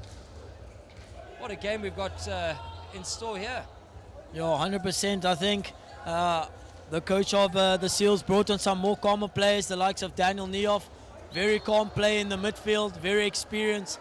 Opperman as well coming on now. Liam playing as a forward. The Seals are back to numbers, and I think now Blaus will move to middleman. Okay, Liam's at middleman now. Can they play the give and go of the left foot? Should Liam arc there? Good holding position of the ball. Niehoff finding Blows. Oh, what an interception. Typical in-book textbook. And I've just received it on very good authority all of about an hour ago, ladies and gentlemen. Every single boy on this field at the moment, helped, going, gone. The diminutive character, dropping the shoulder. Niehoff looking, searching. But every single player on this field plays top level men's club league, and that's definitely a proponent for the quality of the game at the moment that we're being treated to over here. Surely Dayan. Yeah, 100%. I don't know if you guys know, but in the Cape Town League, the Comberg youngsters won the league, and yeah, if you look at the teams that are playing now, it's the likes of JP Brits played for Comberg, Daniel Niehoff, James Flint, Alex Blows, Blake. It's literally all the guys that are on the field now, as well as Brett Horn that's on the sideline there. So yeah, I think they always say if you play with older players, you get all the experience, and I think it's shown with the time that it's now. And Brits winning a penalty corner off Niehoff. Unfortunately, I think Brits just using that senior international experience just to get ahead of the space, not necessarily the ball, but the space. And by the time the ball came in, not necessarily poor defending by Niehoff. I just think fantastic attacking by Brits, and that's the quality under 18 boys final is going to give you. Let's see what Brits has in store. I know the ball's only going to Brits. And that's a great save by Blake. I think he knows Britsy so well already. Hopefully, if the Hawks are smart, they would make someone else flick, because everyone would run to Brits, to be honest. I think the the little show has been given by the Hawks now, and I again have it on very good authority that they've actually got a superb flicker behind Brits. So I think now they might have played their card of using Brits. Maybe the Seals overcommit, and the next corner is going to the second Hawks player. Help going.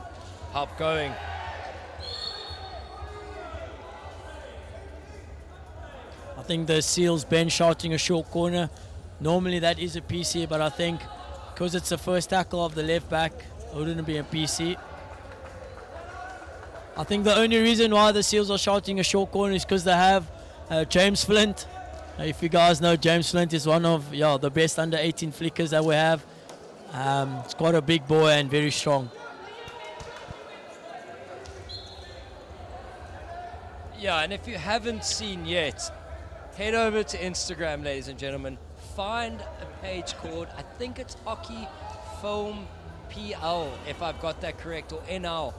And just scroll down and you may see James Flint with what could only be described as a rocket into the top right-hand corner day on when he was playing for his school side Bishops this year, and another interception by Flint.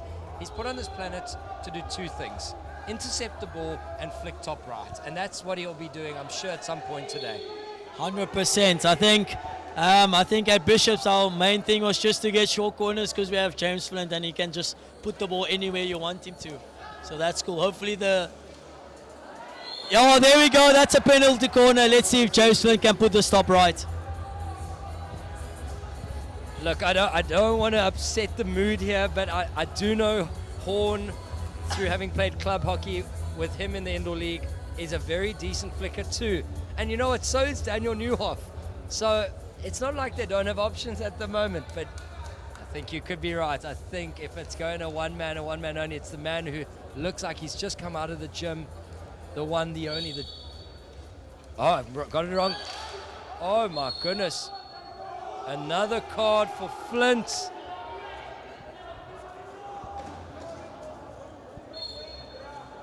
So the Seals down at 4. The transgression, ladies and gentlemen, was for danger of flicking it late after the whistle. The Seals take a low box shape, intercepted by Opperman, given back to Newhoff. We'll touch on that point shortly.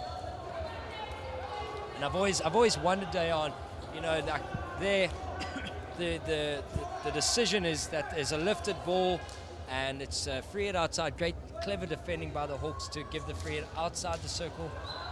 But I wonder, in that moment of chaos, could that be deemed a deliberate breakdown? Because if he misses that, that's a one-on-one with the goalkeeper.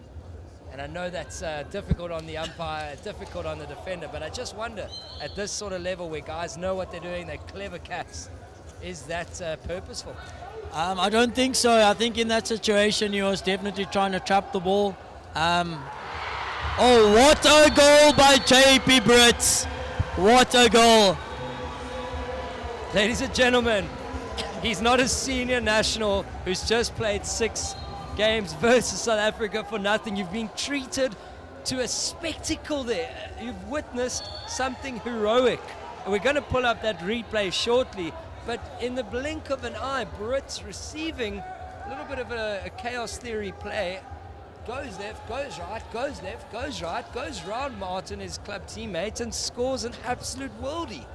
Yeah, I think that's one of the strengths. I don't know if you guys watch the international games between South Africa and Namibia, and JP is so good at just running around your left foot and just putting his body in the way to protect the ball, and what a great finish by JP Brits. Brett Horn on the ball. Oh! We're pulling up the replay again. Brits going inside-outside versus blows, inside-outside versus Horn. Martin coming to take the 1v1. And as Martin ran out, just sliding the roundhouse, running flick to the left of Blake Martin. Superb attacking from Brits. You know, sometimes we say at international level, it's not about how well you can do something. It's about trying to trying to damage Limitate. At the moment, the Seals and the Seals crowd not happy with umpire A.B. Groene. And I've seen this before, ladies and gentlemen. Whenever Namibia seem like they need to just refocus, just reset, the goalkeeper goes down and has to fix his pads. And I just wonder if that's strategic or if he needed to. And the Seals are now, there's the card. That's a third card of the game already. Another green animation station here. Oh, Horn with the chance out of nothing. This just being calm in goals. I think maybe the umpires are just setting a statement to say any bad tackle, it will be a card. However, I think they're also under 18 boys who have to understand that the game will be heated. But I think it's also good umpiring to say that maybe we need to all just stay calm and enjoy the game of hockey. Seals employing a higher press now. The Hawks, like I say, just understand Indore so well that the moment they saw that higher press, they realized this. The difference of style of play is now about playing space, not about playing the man, and chucking it into the area where there was the least amount of space density. Flint's just caught the ball. He looks like a cricketer. Oh, I think the basics are just letting the Seals down a little bit. I think Brett, being an experienced player, should know that the court's fast, maybe let softer hands instead of stopping the ball, more type of open receiving. But that's a great pass by JP Brett. Great defense by James Flint.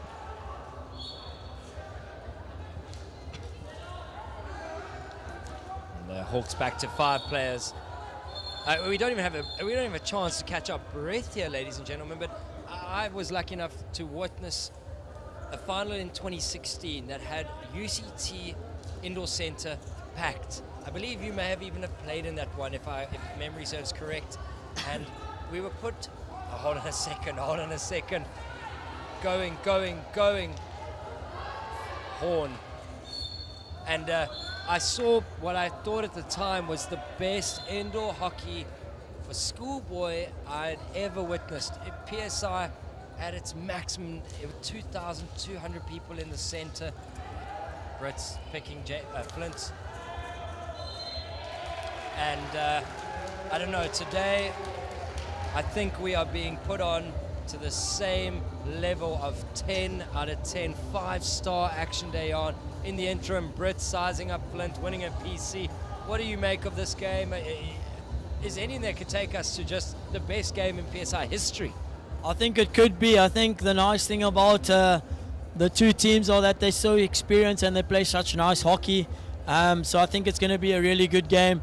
I'm backing JP with the roundhouse flick here. Let's see what happens.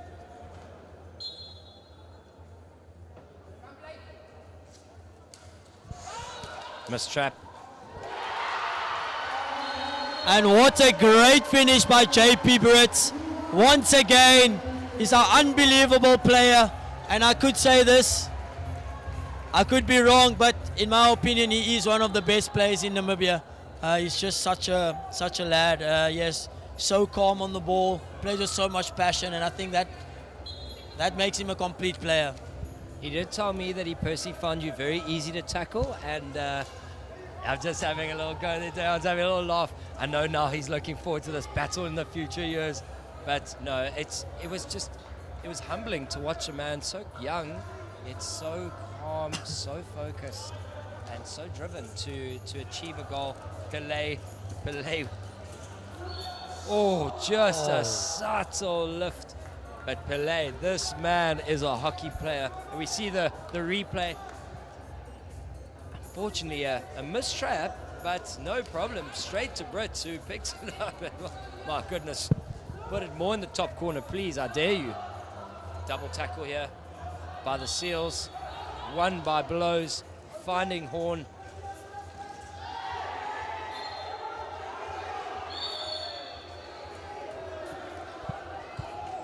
The Seals players complaining about a not 3 call. Maybe I think they should just keep playing hockey and not complain so much. Great haul by Horn. Great save by the Hawks goalkeeper.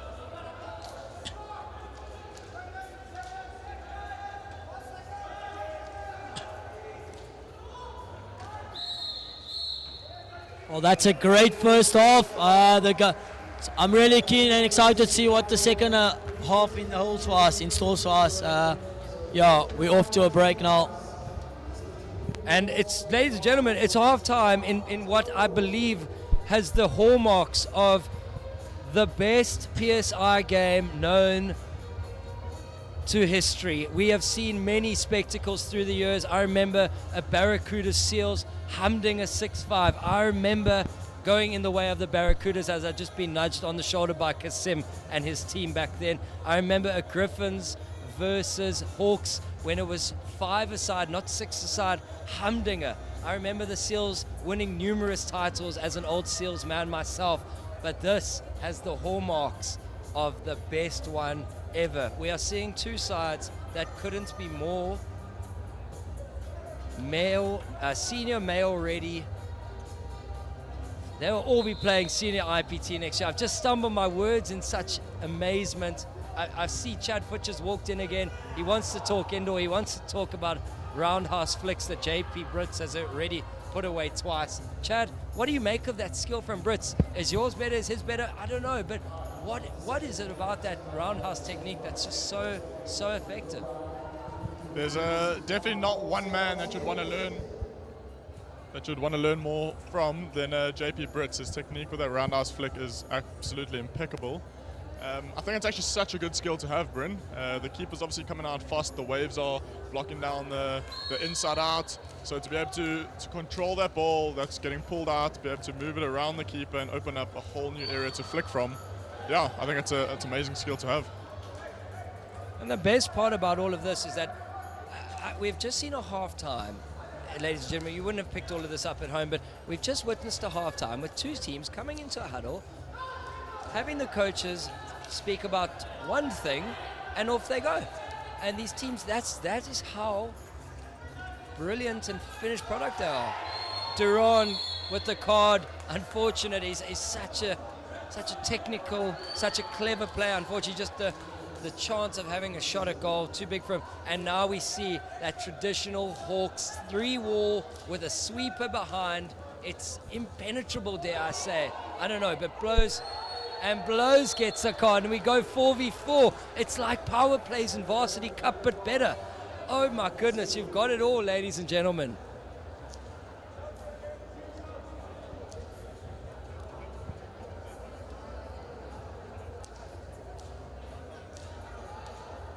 And now we see a different shape being employed by the Seals in defense. The rhombus, the low box. Bryn, what do you think the shape would be based off of your indoor opinion? A man down, but you're on attack. I think it's very easy to get a defensive shape, but how would you attack with only 4 people? Or would you look to hold? I think you almost got to anticipate you're going to get pressed pretty quickly. So, I mean, at the moment, a little bit different. 4v4, it's just a huge space. But generally speaking, when it's 5v4 or 4v5, you may as well just cede possession, I would almost say. Maybe play with 2 defenders and a very close middle player, and then just someone really, really high. Newhoff, though, with a play out of nothing, and Newhoff having the shot, well saved by Dis as normal. It's third big save of the game today. But I don't know, indoor's such a game of the spatial factor. Sometimes just better to cede possession when you're the player down, defend deep, play on the counter for that minute.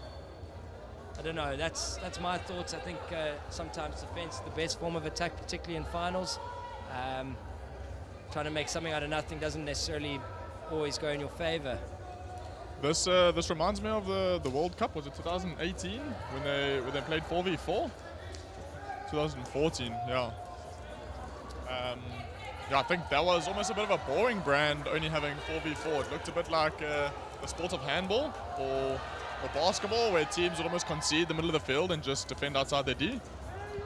Yeah, it's unfortunately the pros of FIH comparatively to FIFA is that they're looking to innovate the game and are always happy with some possible rule changes and seeing things out. As I think we've got 4 Seals versus 5 Hawks now. Now it's back to 5v5, horn spinning, twirling, a great low, deep defense by the Hawks. Opperman, no, sorry, Newhoff. But unfortunately, I think what FIH picked up that year, Chad, was that it just, as you said, the game just evolved into basically watching handball, where it was just low, deep defense into counters, and it wasn't really attractive. So kudos to FIH for recognizing their error and fixing it, and we're back to the normal game. And we've got the crowd in its droves, ladies and gentlemen. The Seals fans animated the moment. But the Seals just got to remain confident, calm. Chad Futcher on my side here. He looks like he's enjoying the environment. His eyes are scanning the field, scanning the environment. He's loving life. Dayan Kasim, I'm seeing now off the mic, is now razor focused on the game. He is now interested in who will be a future national teammate or opponent. I think it's quite amazing to see what PSI have done for the sports. I mean, like you said, I was looking around at this amazing venue, the amount of crowds coming out. Yeah, I just think when I played here back in 2011, I think, potentially.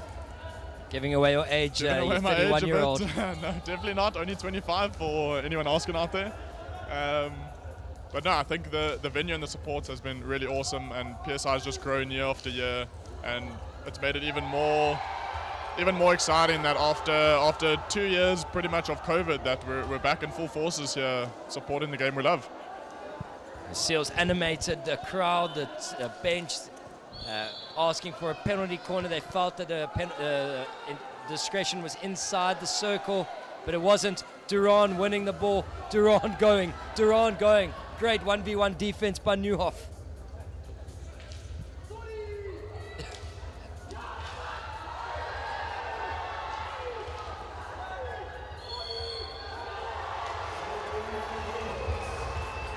And that, ladies and gentlemen, is a penalty corner for the Hawks. A critical play. The Hawks style centered around set pieces, and that's a critical moment possibly in the game where we feel the Hawks could pull 2 goals clear. The Seals animated, asking why, what for. They don't believe that was penalty corner worthy, but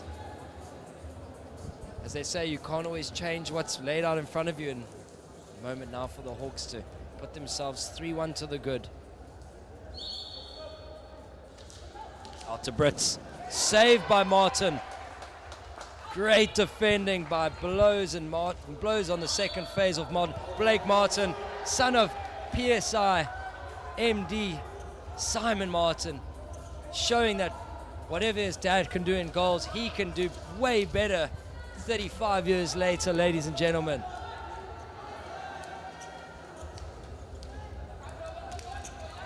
Newhoff, big tackle. Taken quickly by Davis. Play on. Bit of a controversial blow on that one, or maybe lack thereof. I think the game getting a little bit scrappy now that the intensity is picking up with the score still being 2-1 to the Hawks.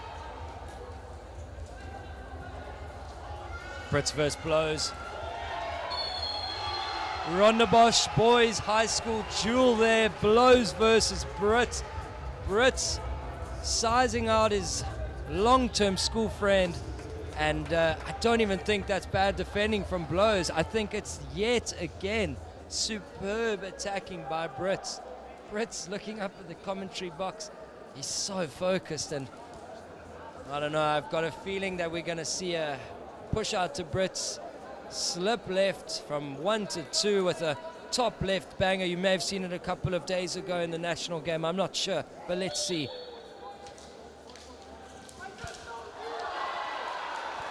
I've just fallen off my feet, ladies and gentlemen. Flint's done it twice in one game. Oh no, this is enough. I'm hanging up the mic. This is too much for us. I've got to get down pitch side. This is the best game I think I've ever seen. Chad, what more can the Hawks players do there? I think sometimes you need miracles on the line, and I think that's all it took. No matter how much training you have or how well executed the shorty can be. Have a look now. Seals keeper having an absolute blinder of the game. Blake Martin, unbelievable save. He might be 6'3", but it doesn't make a difference. He's just moved agile as you like. He's just saved the inside out. Well won by Blows in deep defense. Nothing coming though. Here goes Opperman. Finding school teammate Rowan Davis. Long corner.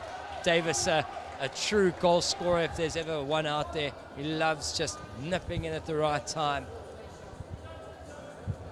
Duran, Davis, the two goal poachers. Who's going to get themselves probably the next or final goal of this game? Front three of the Seals subbed off and the new batch coming on. A bit more fresh, ready to run their legs ragged in the last game of the tournament. Risky outlet by the Hawks, but it seems to have come to terms. Christian Duran going long, losing out though to Flint.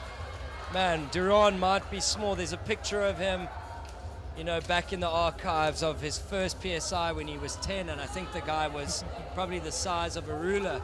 But hold on a second, Brits picking it up. Saved by Martin. Turned over by Blows. Helped now, the small man from Saxon Central, weaving his way, going, looking. Oh. Penalty corner. He's done really well there to win that short corner. I thought for a second that he may have run himself into a hole there, but bad defending by one of the Hawks players, and the ball just popping up off his grip. Look, I've watched Ayan Kasim's reaction to a couple of moments in the last 3-4 minutes, and I know there's a massive admiration for Brits. I think he's starting to warm to Duran big time, but he loves little Liam Haupt, and Liam Haupt, his fellow club teammate, and I saw the moment that PC there. Hold on a second, Flint. Oh, the drawbridge. Oh, so wait a second, hold on. And I'm just looking carefully. So the drawbridge, as it's affectionately known, Flint back to the pusher who's moved off the line, traps it, and I think that, if I've got that correct, was Horn with the flick, hitting the post and then ricocheting back onto the back stick of the Hawks player, but not going goalwards. So a penalty corner re-award, not a penalty stroke. Oh my goodness, you've seen it all, ladies and gentlemen. Miss push, Horn picking it up. Pillay picking up the scraps.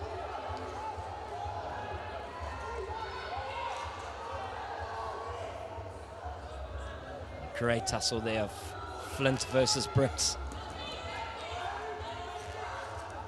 Oh my goodness. Brits finding Duran. Duran, clever, gets a little push in the back, and I think it was enough there that he felt he could possibly get himself a penalty corner, and I think arguable that maybe there was enough there, but great calm umpiring by Brendan Kisvita. I think the physicality in indoor is always good. I don't like seeing players go down too easy in a challenge. I feel like it takes away from the excitingness of the sport and the competitiveness. Well, little guys like Dayan Kasim, you know, they're not necessarily going down. They're just tiny, and every now and then a little bit of wind comes through the center and they fall. I don't know. Just playing, generational player. Hold on. Oh! Flint to Horn, a Bishop's link up we've seen all year. Only difference in outdoors is generally a 95-meter aerial. This time it's a ball down the guts of the field. And Horn getting on it. Hold on a second. Hold on a second. And that's just, unfortunately, the way sometimes it goes. That's when you know Lady Luck's on your side. You make your own luck, as they say, though. And a nothing ball hitting the post, ricocheting, and before Martin could turn, played in. Futcher, a goal scorer himself. I don't know what you make of that. Do you think Martin should have played that? Do you think it should have not have been played? What do you reckon? I think it's very, very unlucky for the keeper. It's not often you see the ball hit the post. But I mean, to learn from that, as I like to do with most mistakes, you just have to cover your angles and know where the striker is coming in from. Going to look at that shortly, just after the Seals win this ball by oh no, my goodness, hold on a second. Possibly a stroke, no, but here's the replay again. Just a nothing ball. Martin watching it even, and just reacting one moment too late, but kudos to the Hawks attacker for always being vigilant. And Brits, I think, trying to just get some game management over the umpire. Seals players over asking for a penalty stroke. This is critical time here. The Seals have got to remain in this game. And hold on a second. Out to Flint. Saved by Dis yet again. And Namibia, the production line of goalkeepers. You got DJ Strauss, the ever-present. You've now got Richter van Rooyen putting his hand up just recently out of school, and now you've got this in goals. And oh, geez, who don't they have coming through the pillar, the system? Hold on a second. Pele winning it, and a penalty corner. And I actually think that's completely well managed by umpire Ebi Kruna. Unfortunately, as tough as it is, you never want to see cards, but I think Pele winning that duel, definitely breakdown, and winning the 1v1 duel, which also can lead to a personal penalty, which is a yellow card. I think it's a very good skill to note there, his one-hand extension. Very, very few players are able to do it with such prowess like that, to be able to extend your left hand far outside the body, making it very difficult. Very difficult for the defender to reach it. As we just saw, another really great save by the Hawks keeper, and the ball narrowly just missing the top right corner. Ladies and gentlemen, oh my goodness. Dees, the 6'2" other pillar in goal. Card time, Horn unfortunately just seeing red. You could see that happening before it was coming. Pity, because I think that was a critical 90-second juncture for the Seals. And now we've gone back to 4v4 for the second time today. We see the Hawks take up what looks like a wide, elongated bowl shape, trying to make sure that the Seals can't press in one side of the field. Brits, though, cleverly walking. Again, Bryn, going back to that man up, man down conversation, I see there's obviously two cards, one from each team. Would you go man v man in this shape, knowing it's 4v4? I think you know my personal preference of man v man is a dead hatred and no, sir. But I don't know. I think the game context right now may need to be something of similar sort, or it needs to be a tight, compact, sort of rhombus-looking shape that moves in unison. I think obviously if you're the Hawks, I don't think you need to press at all. I think you can just hold in that beautiful three-man pillar with the sweeper behind. But I don't know, the Seals would probably back themselves 1v1 in terms of their loving and running and ability to want to play 1v1 hockey. So maybe they should be looking to go. It does look relatively... Oh, Hawks back to 5, so that goes out the window. Hawks just eating 90 seconds. Flint winning the ball though.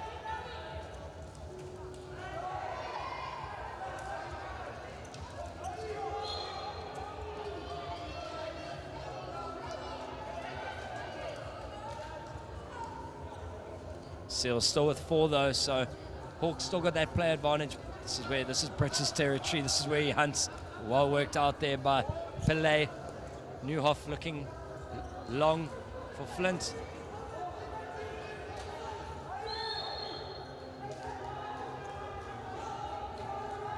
As we zoom in on the Hawks teammates, fellow franchise, and they were, you could see the tension, the nerves. Still 4 versus 5 at the moment. Long ball, the skip ball as it's affectionately known.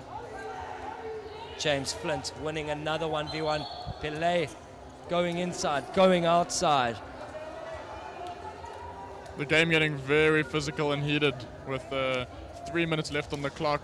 Hawks being 3-1 up. I think the Seals are starting to realize this game might be slipping away. But as we know, in indoor, it only takes a couple seconds to change the score around. And we see what I think watching the bench, it looks like the Seals may be pulling off Martin shortly in goal.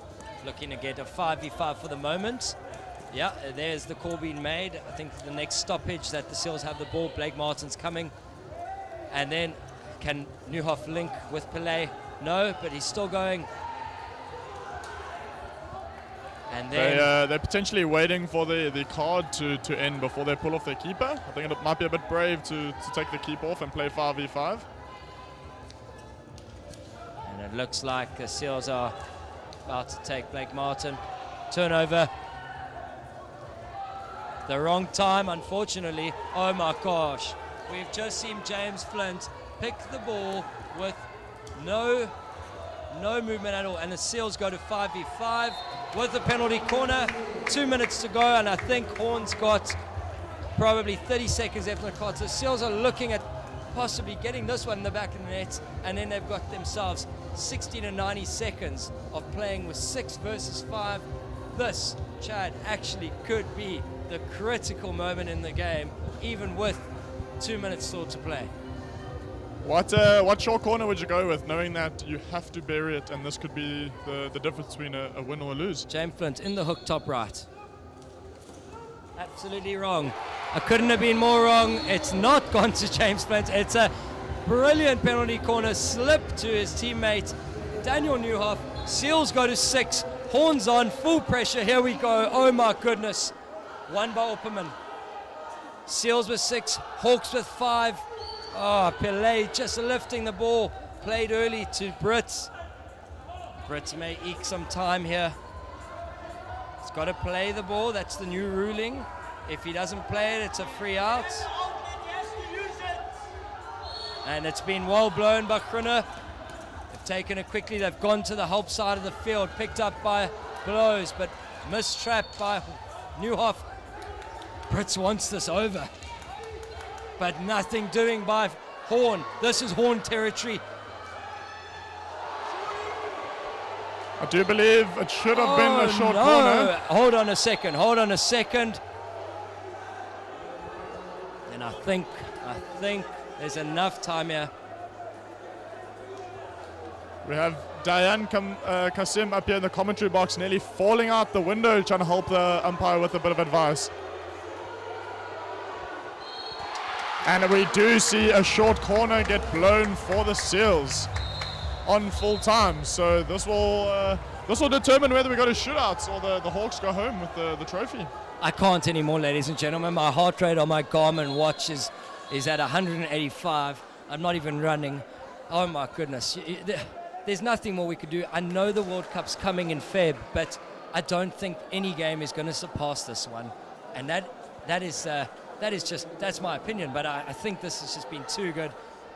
Can this in goal pull off another save, or are we putting it in the back of the net? Chad, call it early. You've got 5 seconds. I do feel like it'll be a save, as much as I want it to go into this net.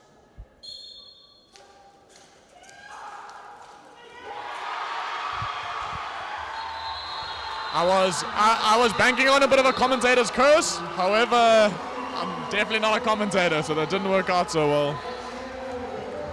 And I've said it from the start, ladies and gentlemen, this Hawks team, well, you know what, before we get there, credit to the opponents today. There's got to be a loser, unfortunately, in any game. And unfortunately today, the loser is the Seals. What a team, what a superb team. And the Seals have shown all week that they know how to play great indoor hockey. On the flip side, ladies and gentlemen, the Namibian Hawks. I don't even know what more we could say about the Namibian Hawks. They are the most complete team I think we've been able to watch in recent time. Chad, their game IQ, their technical ability, their camaraderie, their hard work, their teamwork, everything about them is just so thorough that they never look beaten. They always take the opportunity, and I don't think we have seen a team so calm. And the best part of that is the final play of the game. The Hawks had every angle covered. If it wasn't this, it was the next player. It was the next player. What a team. We always talk about individuals, but the team is all where it's at. Your thoughts on the player of the game, and geez, in closing, Chad's saying no player of the game. He doesn't even think that's worthy. He thinks the game itself was the player. But wow. You know, Dis, we give the plaudits always to Brits and co, but Dis in goal made 5 or 6 tremendously big 1v1 saves, and I think that's been a hallmark of their game today, was their defense. Yeah, Bren, I think it's very, very easy to comment on goal scorers or that, but if I had to choose, it would definitely be the 2 keepers. I think it's not often you award the keepers with the player of a game, but the defense shown in this game was insane. Ladies and gentlemen, we're wrapping it up here at the Wynberg military base, affectionately known as the PSI base. And that's our last game of an action-packed 8 days of PSI hockey. We'll see you though, of course, not just next year in December, but we will be seeing you in Feb for the first ever Indoor World Cup outside of Germany. I think I might even be bold in saying, but definitely first in Africa, in Pretoria. We'll see you then. South Africa are playing, of course, in the men's and women's, as well as Namibia. We're wrapping it up. The victors of today, the Vipers in the under-18 girls final, and recently, right in front of your eyes, the Hawks of the boys. Thank you from myself, Brinsley Powell, Chad Futcher, and Dayan Kasim. We'll see you next year.